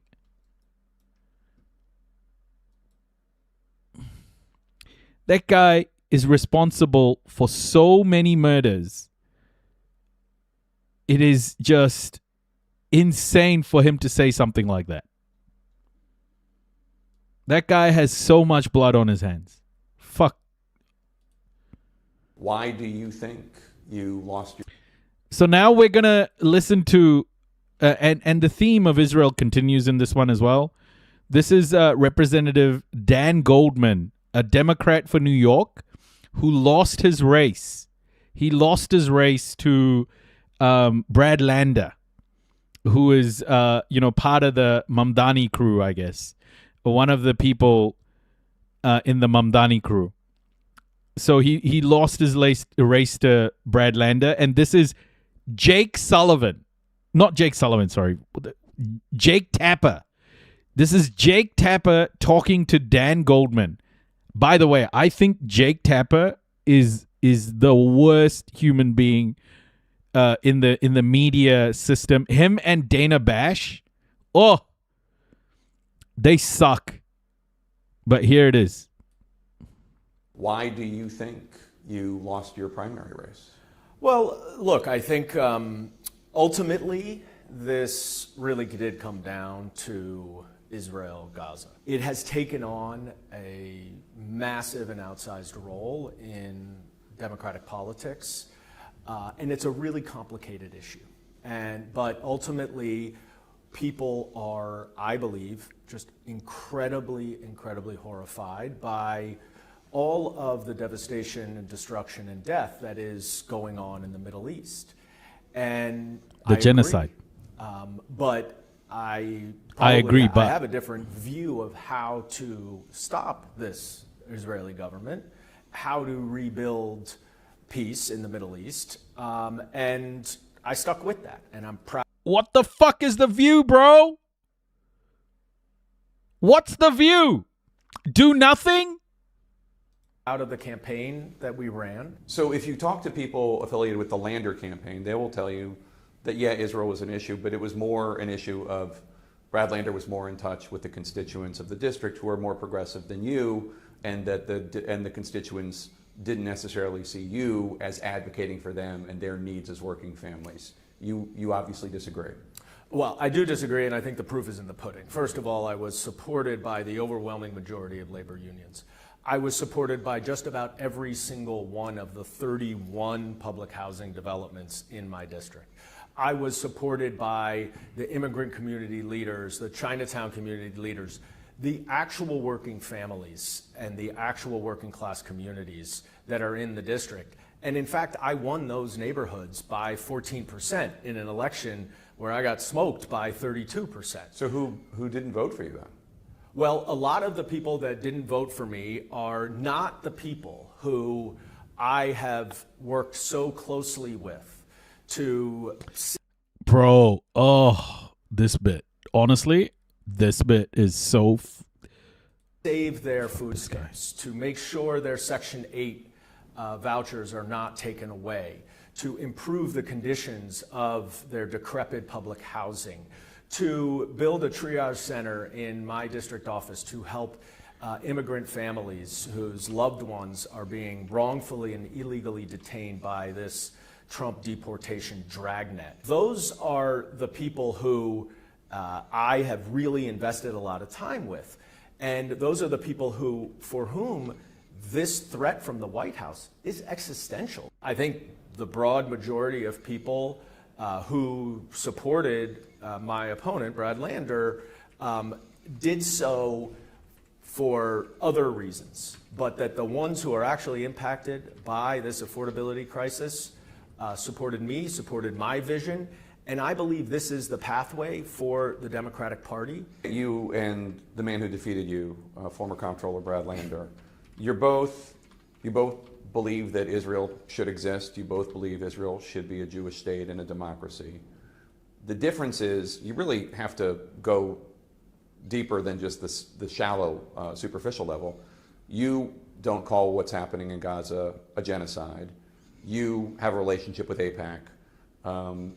And I think you don't refer to what's going on in the West Bank as an occupation. Is there room in the Democratic Party for somebody who is progressive on all these other social issues having to do with the United States, but also disagrees with Brad Lander and Mayor Mamdani on these issues having to do with Israel? You go down the sort of list of progressive policies, and I'm on board there. What has, I think, happened, and I think this is really dangerous, is that some of these, as you say, beneath the surface, very complicated, difficult issues have become buzzwords and litmus tests. And genocide in particular, as you point out, has been adopted by many as a morality test. And the real concern I have is that has translated into a tremendous danger and fear against Jews in America, because American Jews are now being held responsible by too many people for what the Israeli government is doing. Oh! American Jews are being held responsible for what Israeli Jews are doing? Hold on. Did he just make a difference? Did he just draw a line between Judaism and Zionism? Did he just draw a line between Judaism and Zionism? Is that anti-Semitic now? Or is that okay to say?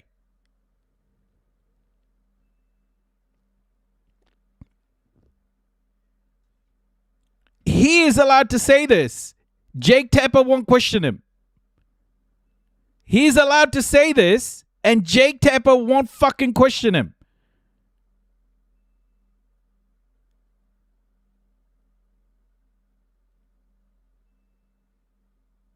But if fucking Hassan or AOC doesn't even fucking say it.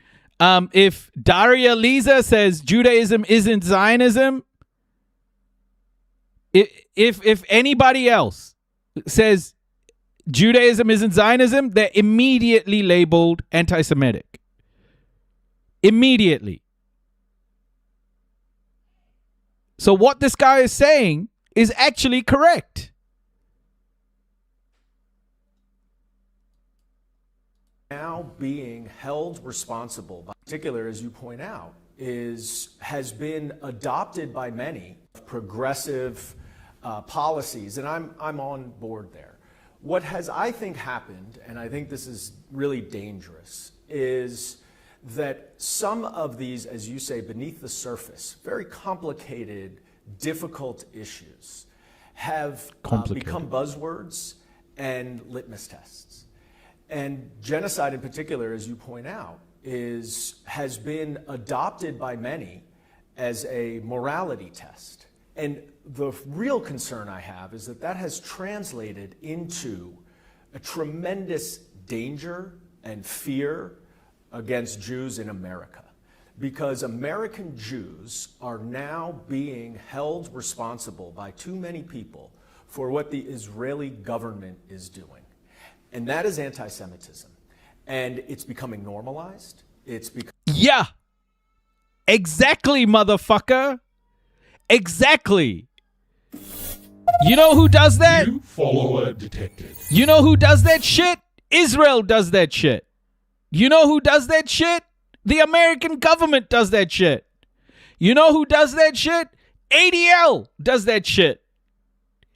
ADL often conflates Judaism with Zionism. ADL conflates American Jews with the state of Israel. Always. Always. Becoming more and more frequent.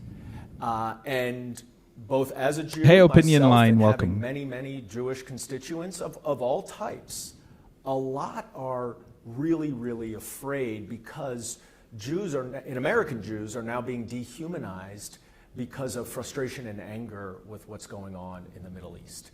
That is anti-democratic, that is anti-American, and that fundamentally flies in the face of everything the Democratic Party has always stood for. Why do you not call it a genocide?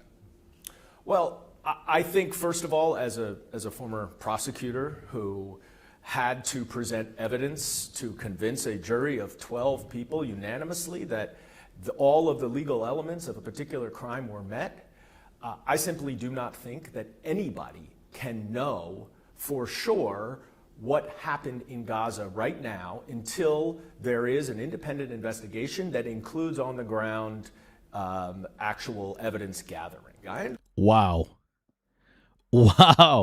This guy is a liberal, by the way. This guy is a Kamala Democrat. This guy's a fucking Kamala Democrat. I understand the argument, and I certainly think that there are real legitimate claims that the Israeli government may have committed war crimes. But that is very different than genocide. How much do you think you are where you are today because you did not endorse Mayor Mamdani? Well, look, I think when you look at all the results around New York last week, his endorsement and his support had a tremendous impact. There's no question about it.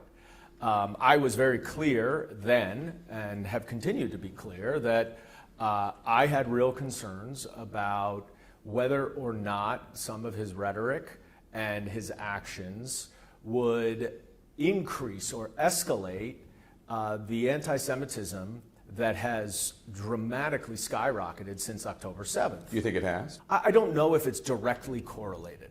But what I will say is that you're seeing much more frequent use, for example, of Jews being compared to and equated to Nazis, and that feels to be normalized, and that feels different than a year ago.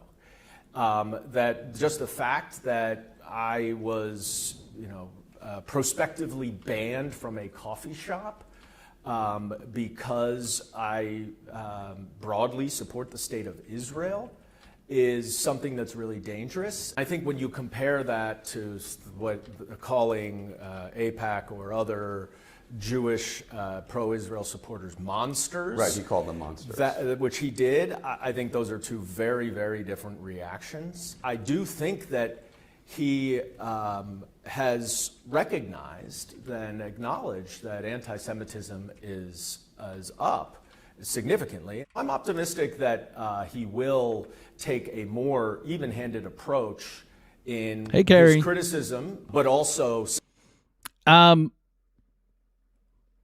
This is Dan Goldman. Similarly, when really egregious anti-Semitic incidents happen, because this is not a First Amendment issue. He had Mahmoud Khalil at his house, at the mayor's house. Oh, shit, Jake. Mahmoud Khalil? Oh, shit. Not Mahmoud Khalil, Jake. I bet you this Jake Tapper has had a big hand to play in the deportation of Mahmoud Khalil. I bet you this prick. I can sense it. Look at his face, this psychopath. House. And he said he was doing that because he supports Khalil's right to free speech. Right. Did you have an issue with that? It's not a question of the First Amendment. It's a question of whether or not the things that people say are okay in our society. If anybody said similar slurs or stereotypical tropes about any other protected class, any other minority group, they would be roundly condemned. But for some reason, when people say it about Jews, it's okay, or there's a dispute about whether or not it is anti-Semitic. And that to my mind, that's unacceptable. And I think as the leader of any city or country or any elected representative, it is incumbent upon us to set the right example. Do you wish that he had said something more about what happened to you at the coffee shop? This map shows. I don't want to make the coffee. Yeah. He did. He lost. He lost to Brad Lander. But his politics are fucked. You know, Jake Tapper and this guy both just absolute like genocidal freaks. Shop about me personally. I think what is so upsetting about Jake Tapper is losing his mind with he is a lib who is fucking coping. Okay? The day Jake Tapper cries on live television because his world is falling apart, because the liberal fucking establishment is crumbling, is the day I am going to jerk off to a man. The coffee shop is a reflection, is that it is a microcosm of where we are. And particularly the dichotomy between the really wonderful interaction I had with a woman who was wearing a hijab, seemed to be clearly Muslim, and me, who's Jewish, but then to receive that social media post, which is, I guess people. Sorry for all the imagery. I just hate him so much. I fucking hate him so much. It's visceral. Feel like it's okay. The guy greenlit genocide. Calling people, genocide supporters. Scars! It's incredibly offensive. No! I mean, the idea that I, who has devoted my career to public service and civil rights and equal justice, would be called a genocide supporter, a baby killer, is unbelievably offensive, but it's been normalized to such a degree that it dehumanizes Jews, and I think it creates a really unsafe environment. That whole fucking interview was just gaslight after gaslight after gaslight. I want to bring us to our moral center now, okay? Jerking off to a man could be straight. To a man could be straight if there are hot girls in the Jordanian capital. Oh dear. But they don't care who else they do it to. Yeah. I want us to morally center us here. This is Ai Weiwei, okay? This conversation was a good conversation to listen to. Ai Weiwei is, whenever he gets interviewed, the interviewer always wants him to hate on China, but he never does it. He never does it. He never falls for the, so why do you hate China questions. I love that. I love that about him, but his morality, I think, is really good in that he's consistent. He's consistent across many different areas. And to me, I think that's what makes Ai Weiwei a good person to listen to.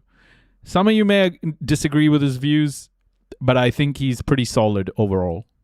Exploitation, defense, and censorship. Ai Weiwei. You should listen to this lady ask him questions, though. This is what liberal media is. It's so bad, man. His new exhibition in Manchester has it all. Works on a huge scale explore weapons and the British relationship with China. I spoke to the artist and activist as he prepared for the launch of Button Up tomorrow. Your exhibition there in Manchester, Button Up, looks at 200 years of Chinese and British relations. Just set out for us what you're hoping to achieve. Well, it's a very tremendous, I would say, a show very packed with history, memory, and also the current situation, and relate to communist, capitalism, colonialism, my personal and my family history. So I really want to have a chance to pack everything together. So it's a one-of-the-kind show, and it's very unique.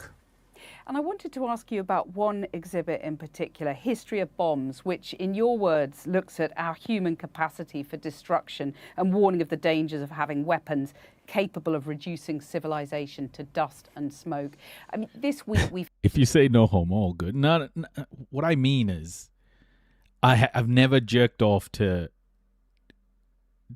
like guy on guy shit, okay? But this will be the first time where I'm watching another dude, like just a dude crying. I don't know what you call it. Is there a... We've had the Defence Investment Plan, which envisages a quarter of defence spending going to the nuclear deterrent. I just wondered what you made of that investment and whether you see it as, the right way to spend money in the future. I think anybody still spending money on weapons or to using weapons is directly or indirectly against humanity. We should have a very... I hope your wife didn't just start listening. No, she'll be all right. She's pretty chill, Carrie. Amber's the chillest person you'll meet. She's awesome. Clear, solid belief all those bombs are designed to destroy.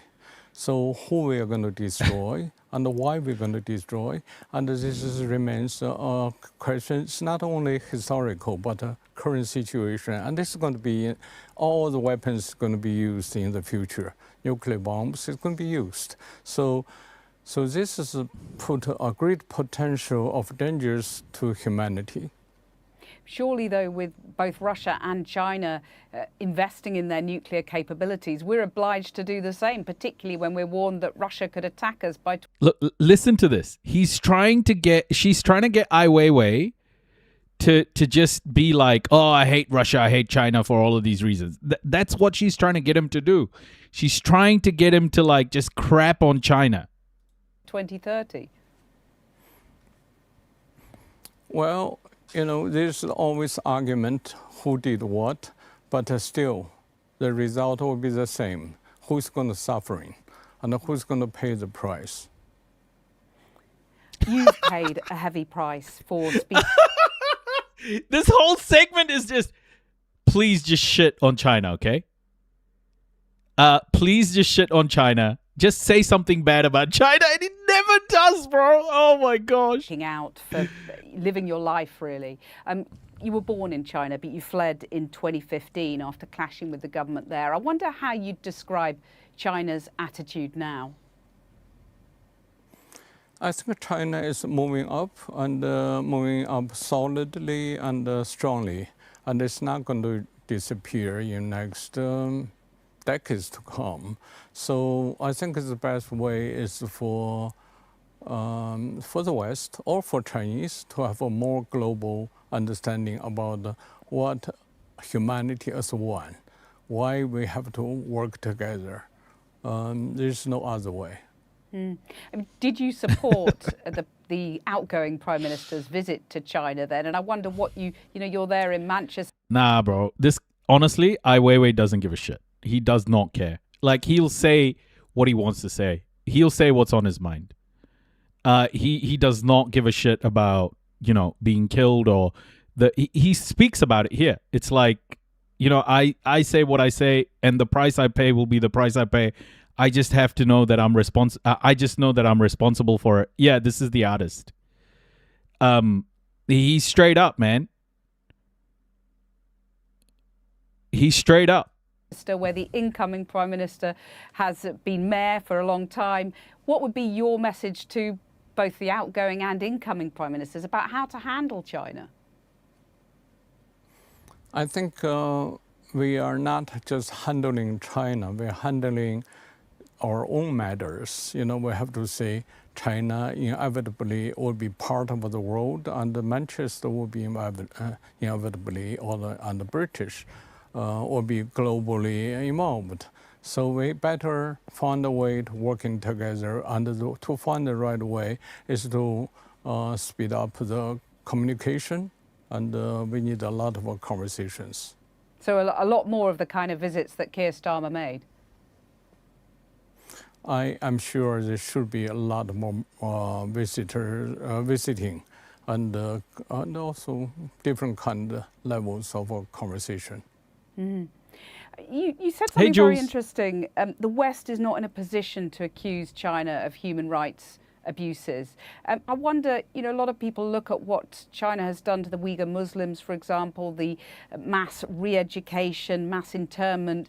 A lot of people might have been struck by what you said and just thought you're underplaying some of the massive abuses created by China. Listen. Well, yes, China has its own problems. It's a historical problem and it's a current situation. But the West can never ignore its own historical problem. And what happens in the West, Russian-Ukrainian war or Israel-Palestine war, there's so many things going on. We cannot use human rights as a bargain chip. Yeah. We have to always think all humans are created. Basically, we think it's created equal. It's never equal. But still, we have to accept human rights, freedom of speech. Those things are not doing so well in the West. You hear that? She tried to bait him with the Uyghur thing, and look at the way he spoke. It's consistency, guys. This is what it comes down to. Ultimately, it's about consistency. He immediately said, you can talk about China's stuff, but the West can't speak about this without addressing its own war crimes. How the fuck can the West do this? I love that. I love that response. I wanted to ask you, if I could, about AI, because you've compared it to the Cultural Revolution in China, a crackdown on expression clearly by the communists. Carrie, I think the best thing would be we can tell people to go to his live for sure. We can pin a comment. Is Gaza I think that might be more effective. This government, and I wondered if you thought that governments now, including the UK, are doing enough to take on big tech, to hold them to account. I think the real danger is not just from a government side. Government, of course, as authority, they always have to do things in their own favor to maintain this kind of control. But besides that, AI or high technology or big companies or majority of this kind of mainstream narrative and education all have some kind of censorship. And what can be talked about, what has to be avoided, and those are really shows a potential danger to a civilized society. Mm-hmm. How do you protect yourself from that danger? Because you've got a very large following, for example, on Instagram. Do you feel yourself getting sucked into this area almost against your will? Well, I cannot avoid it only because I'm an artist. What I do is to express myself and trying to establishment some argument. And this is why I like him. I love his consistency. Even on the subject of AI, he's like, look, I can't avoid it. I can't avoid it. I am an artist. It's in the world of art. It's unavoidable. And listen to the way he speaks about this. Like, to me, on this AI thing, my opinion is use it to do good. Use it. Because the people trying to stop the left from talking about equitable outcomes or equality in human rights have so many tools to stop us. We have to make use of the tools we have access to. We just have to. If we don't do it, then we are not approaching this movement with the power that we should. We are unnecessarily taking ourselves out from using tools that can help our cause. Why would you do that intentionally? Why? Because they're not going away. They're not going away. You're going to go to work. Even a leftist is going to go to an office and use fucking AI tools. So I can understand people saying, boycott things like Coke and whatever. But this is a generationally impactful tool that can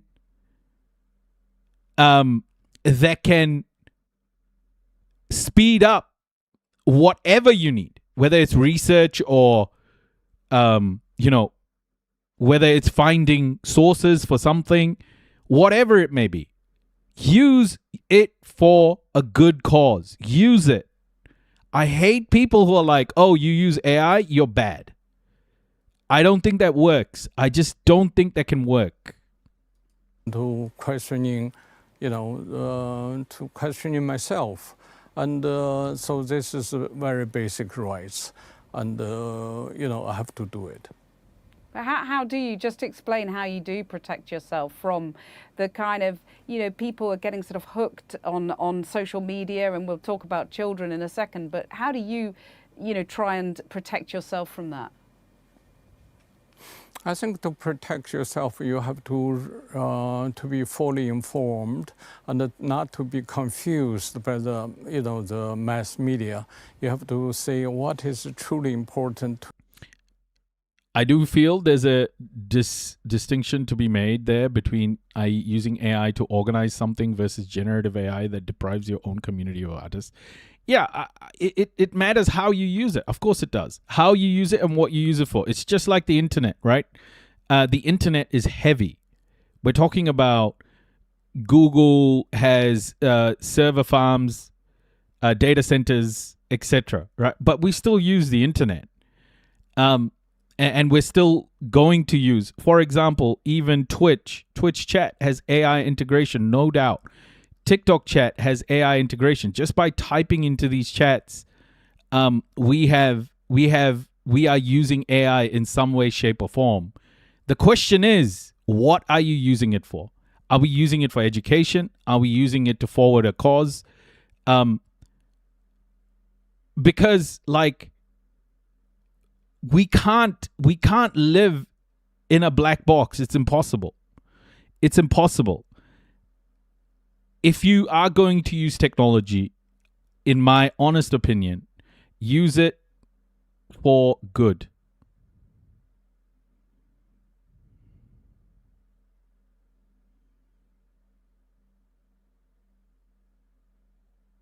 Yeah, there's no ethical consumption. Like, whatever you consume is going to be bad. But use it. Use it most of the time for good. Use it for good.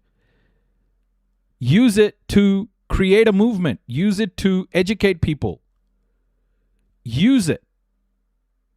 I hate people who are absolutist about tools like this, because not only is the state using this tool to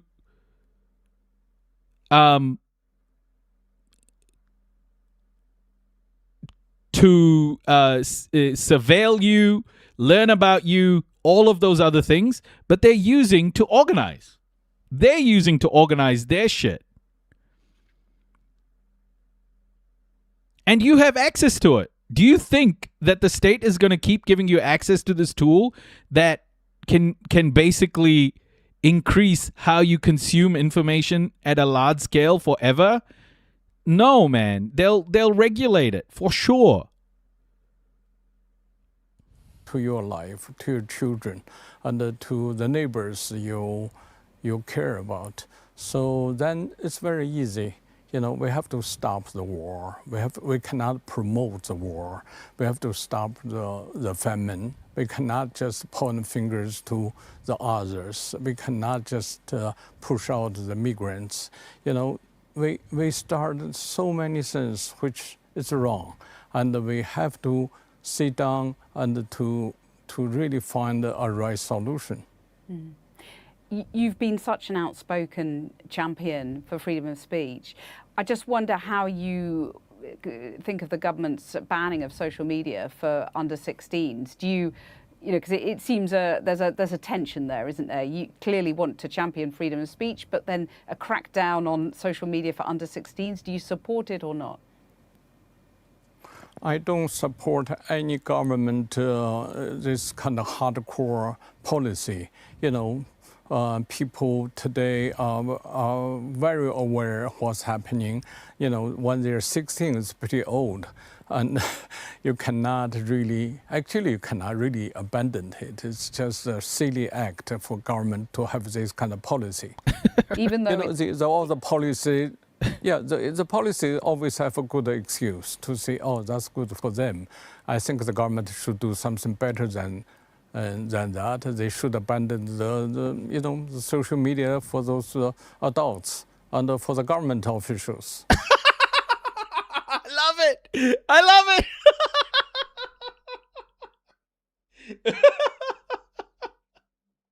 Oh, that's so based. That's so based.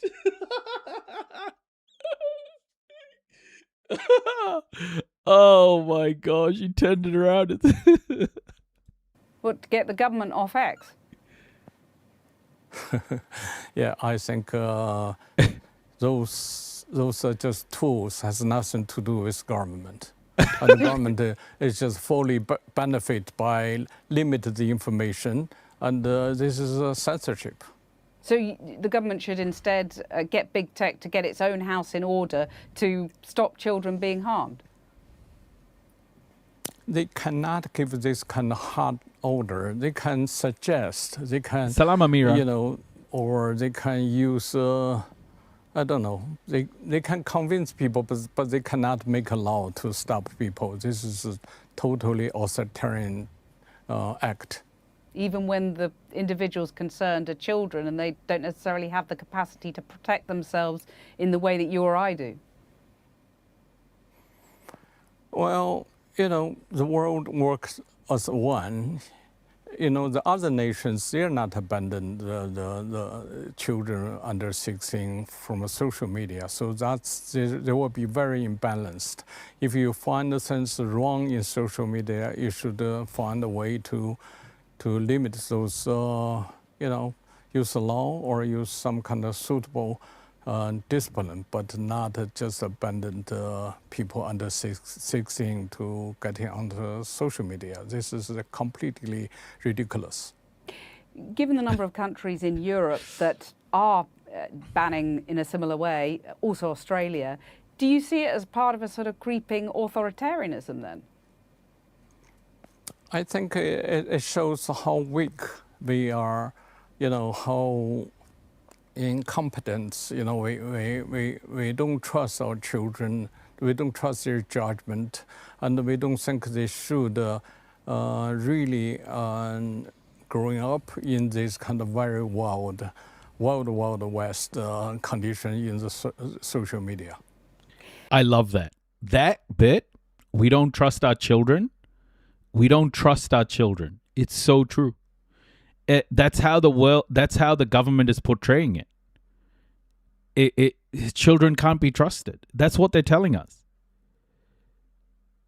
how can we not trust our children, man?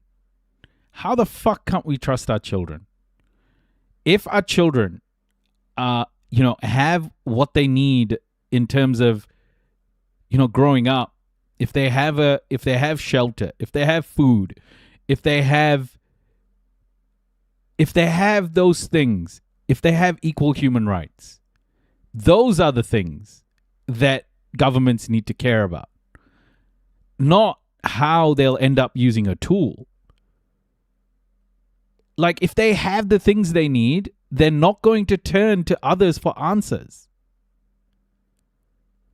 Instead of looking at it that way, they just want to take away another thing. I don't understand this. He's right. We don't trust our children. Isn't it to prevent bullying and self-harm? No, man. This is what I mean. It's like we're fixing a symptom rather than understanding why children go looking for answers in weird places. Like, the bullying and self-harm happens anyway. It's not just the internet. Of course, the internet may have amplified or has amplified some of these things. But in a world like that, it's not just take away the tool. It's how can we better provide so our children use these tools in a better way? Right? Like, we haven't even, the one thing the state just doesn't do is teach people how to be a parent. The education people have, like, people can just have fucking children, right? Why is there no education about how to parent? I think that'd be massively valuable for so many people who are first-time parents or whatever, right? Like, why aren't we investing in parents? Why aren't we investing time and energy in educating parents and upskilling everybody rather than taking things away? It just doesn't make sense to me, man. Especially because these kids are going to do it. Like, taking vapes away from kids. I mean, has that stopped vaping? Like, making vapes 18 plus, has that stopped vaping? It's increased it. Do you think taking vape stores away is going to stop these kids from vaping?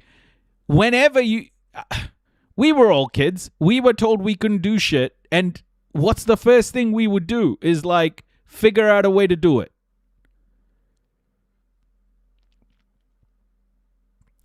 I don't understand this.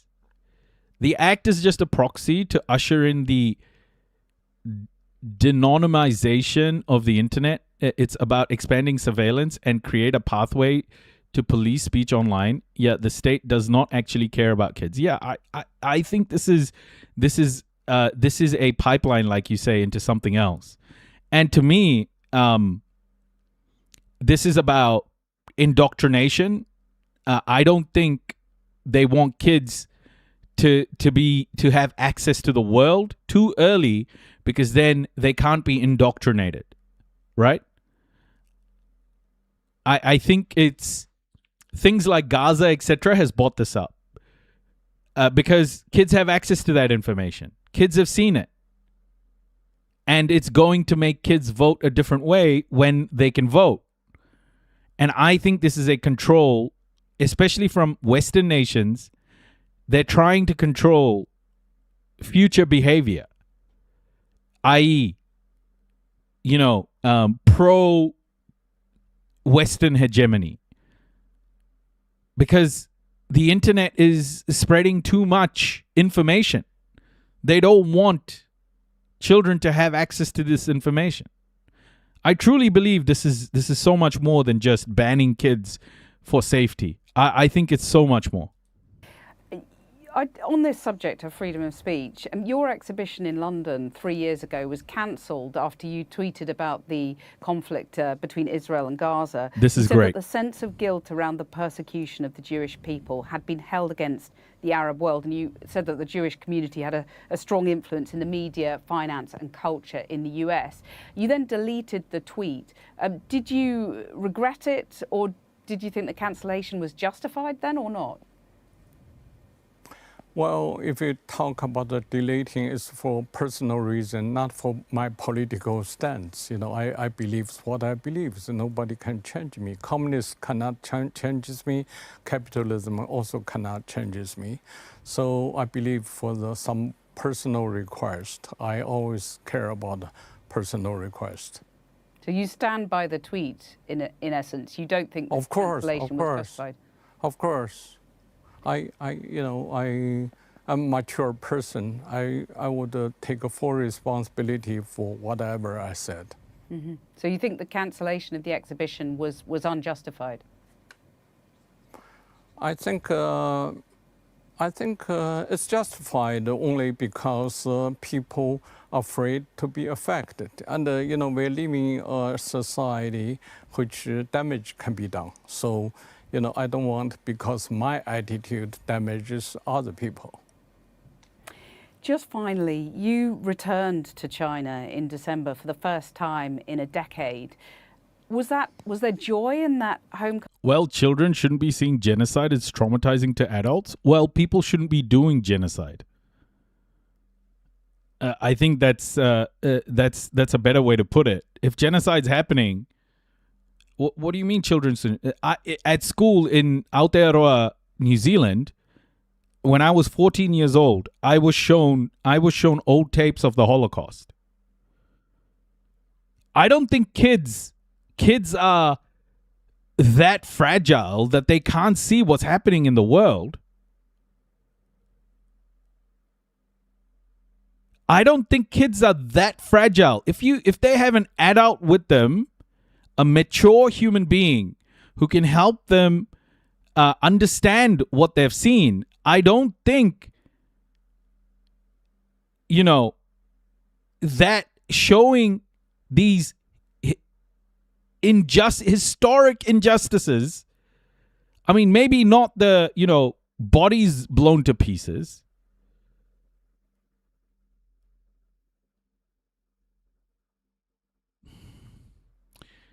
I remember when I was at school, I think I was like, 12, 13. There used to be a site called rotten.com. I don't know if you ever have seen that site. It's sickening, honestly. It was just like death and destruction. It was people's bodies in pieces.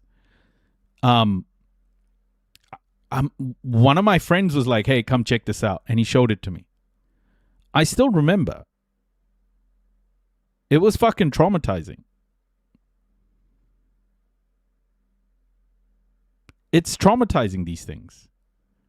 They're traumatizing because that's the whole thing about it.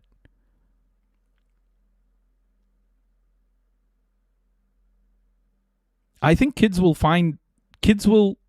be shown these things whether you like it or not. I don't think we have as much control over what our children see as we think. Coming or a lot of sadness?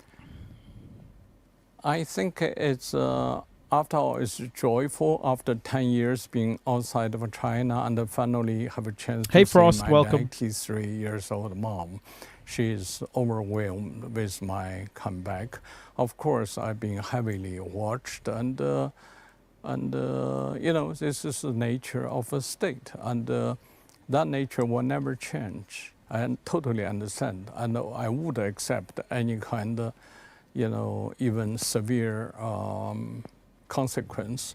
You have to take responsibility. You have to act out. You have to say, I cannot just speculating. I have to do what I have to do. Mm. Do you have any hope of political change in China, that you even might make your home there again in future or not? not maybe in my lifetime, I don't have much time left, but my name cannot really be in social media. I don't have chance to have an exhibition, so I don't have this kind of illusion China will change. You say you don't have much time left, but I hope you have many years left, and it's a real honour to speak to you. Thank you so much, Ai Weiwei. Thank you for your kind words. Yeah, I think he's just an incredible human being. Just his consistency on everything is pretty damn awesome. I appreciate Ai Weiwei, honestly. I appreciate. Kristen, I always question when people say it's complicated, because that's what people said about the Gaza genocide too. Maybe I'm misunderstanding. Okay, why this next one, 5-minute video, okay? Why the UK is accused of allowing the UAE to fuel war in Sudan.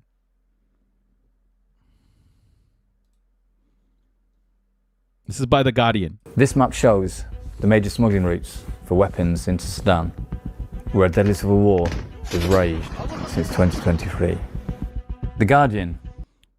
Abstinence education does not work in any way. Shielding children from the world they live in makes them vulnerable. Yeah. Has dug into leaked UN reports. I think so. I agree with internal you, government documents, satellite images, and imagery from the ground. And we've uncovered evidence the UAE has continued to provide weapons used to kill thousands of civilians, and involvement the Gulf state denies, and revealed that the UK is accused of being complicit in such atrocities, and facing claims it chose its relationship with the UAE over the lives of thousands of Sudanese civilians. The war in Sudan is a violent power struggle between the country's two main military factions, the Sudanese Armed Forces, SAF, and paramilitary Rapid Support Forces, the RSF. Both groups have been accused of war crimes against civilian populations and violating human rights and humanitarian law. Yeah, I agree, Kristen, but I don't think I won't be the one showing my son all of that stuff, but my son will surely see it. I just have to be ready to help my son understand and deal with it. Like I believe that's my role as a parent. I don't think my role is to just cut out these scenarios because they will happen. I think my role is to be there when it does happen. In just 3 years, hundreds of thousands of people have been killed. 30 million people have been displaced. It's the world's worst humanitarian crisis. The SAF, which is still considered the official state military, is backed by regional powers like Egypt and Saudi Arabia. But the war's main outside influence is the UAE, whose supply of arms to the RSF has continued, despite the RSF being accused of genocide and ethnic cleansing. And as the killing continues, increasingly advanced weaponry has been seen on the battlefields of Sudan. The question is, how have we got there? A leaked confidential report, compiled by UN experts, points towards an illicit air bridge from the UAE using regular cargo planes to transport suspected weapon shipments. The planes routinely engage in evasive tactics, landed in countries neighbouring Sudan, where alleged weapon cargoes have been unloaded onto trucks and smuggled into Darfur to the RSF using at least 3 routes. So why is the UAE interested in Sudan? For a start, gold. Vast quantities of the precious metal are smuggled to Dubai. And simply securing influence in Sudan, a strategically located country, rich and fertile land, would significantly expand the Emiratis' political and economic clout. Despite this mounting evidence, the UAE has consistently denied any involvement. The UK occupies a unique position in this conflict. Not only Sudan's former colonial ruler, it is the pen holder for Sudan at the UN Security Council. This means the UK is in charge of international response to the conflict. Instead, however, the UK is accused of courting UAE for massive economic investments, real estate, football clubs, and arms purchases worth hundreds of millions of pounds. The UK's stance on Sudan came to a head last spring. On the 11th of April 2025, at the exact time the RSF launched a 72-hour massacre at a huge displacement camp in Darfur. According to sources inside the UK government, Western intelligence agencies, including the UK, were receiving real-time warnings that ethnic massacres and genocide were imminent. And days later, UK ministers hosted a conference on the situation in Sudan. Let's show the world we've not given up on Sudan. There is no evidence, however. British delegates confronted UAE counterparts at the peace talks about the RSF slaughter. In fact, the conference's concluding statement completely ignored the massacre. The camp, called Zamzam, and where at least 1,000 people were killed, was not even mentioned. And months later, following another, even bigger RSF atrocity at the nearby city of El Fasher, 10,000 people were killed in just 2 days. Internal documents reveal the UK deliberately chose a least ambitious approach for atrocity prevention in Sudan, quoting an overstretched team. At the same time, the UK government continued to approve arms exports to the UAE. Dossiers submitted to the UN Security Council showed that British manufactured military equipment was recovered directly from RSF combat sites. Eventually, the UK imposed some sanctions on RSF commanders. However, it is yet to publicly condemn the Emiratis. Our reporting has helped bring global attention to an often ignored crisis, prompting debates in the UK Parliament, a review of arms export licences, and is credited by humanitarian agencies with increasing aid to the devastated country. With the war well into its 4th year, it's yet to be seen if the UK will revisit its position and mount pressure against the UAE, potentially saving thousands of lives. The UK Minister for Development, Jenny Chapman, said claims that the UK failed to act on warnings of mass atrocities are wrong. Hey, Blue Room. For many months, the UK led efforts at the United Nations and through direct diplomatic engagement to press all parties to de-escalate the violence. Yeah, this is so the whole thing I'm learning about how the West has set up these systems. The West has set up long supply chains and lots of middlemen in these systems of oppression so that the West can deny that they are complicit in these atrocities. So they can say, oh, we're trying to do whatever we can. It wasn't us. It was like that party or that party. And that's what it's about. It's setting up distributed networks of where each sort of node in the network does some small piece of that so that Western governments can basically just say, no, it's not us, it's someone else down the pipeline. It provides the ability for the West to say, it's not us. Plausible deniability.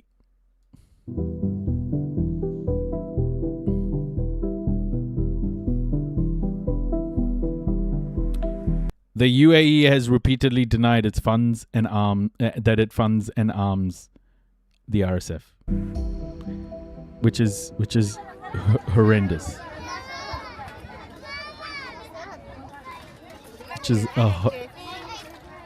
the UAE is one of those states, very sort of, the US is a proxy of the US. Is very Israel-esque, and Qatar too. The Gulf states are doing this en masse. Saudi Arabia included. They're all sort of involved in these atrocities in Africa, and they're slowly stripping Africa for parts.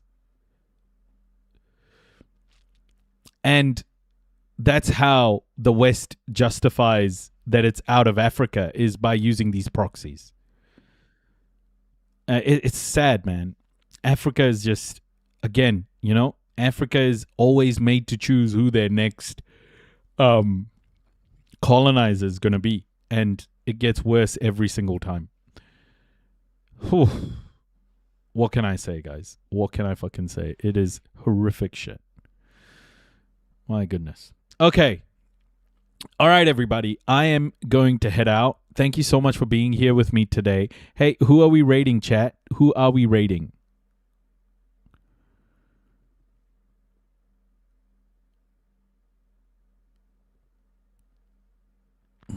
Who rating? And yeah, don't forget Timecard MN. Timecard Man? Who's that? Nothingness. I've never heard of them before. Hold up. Let me just check. In Chicago.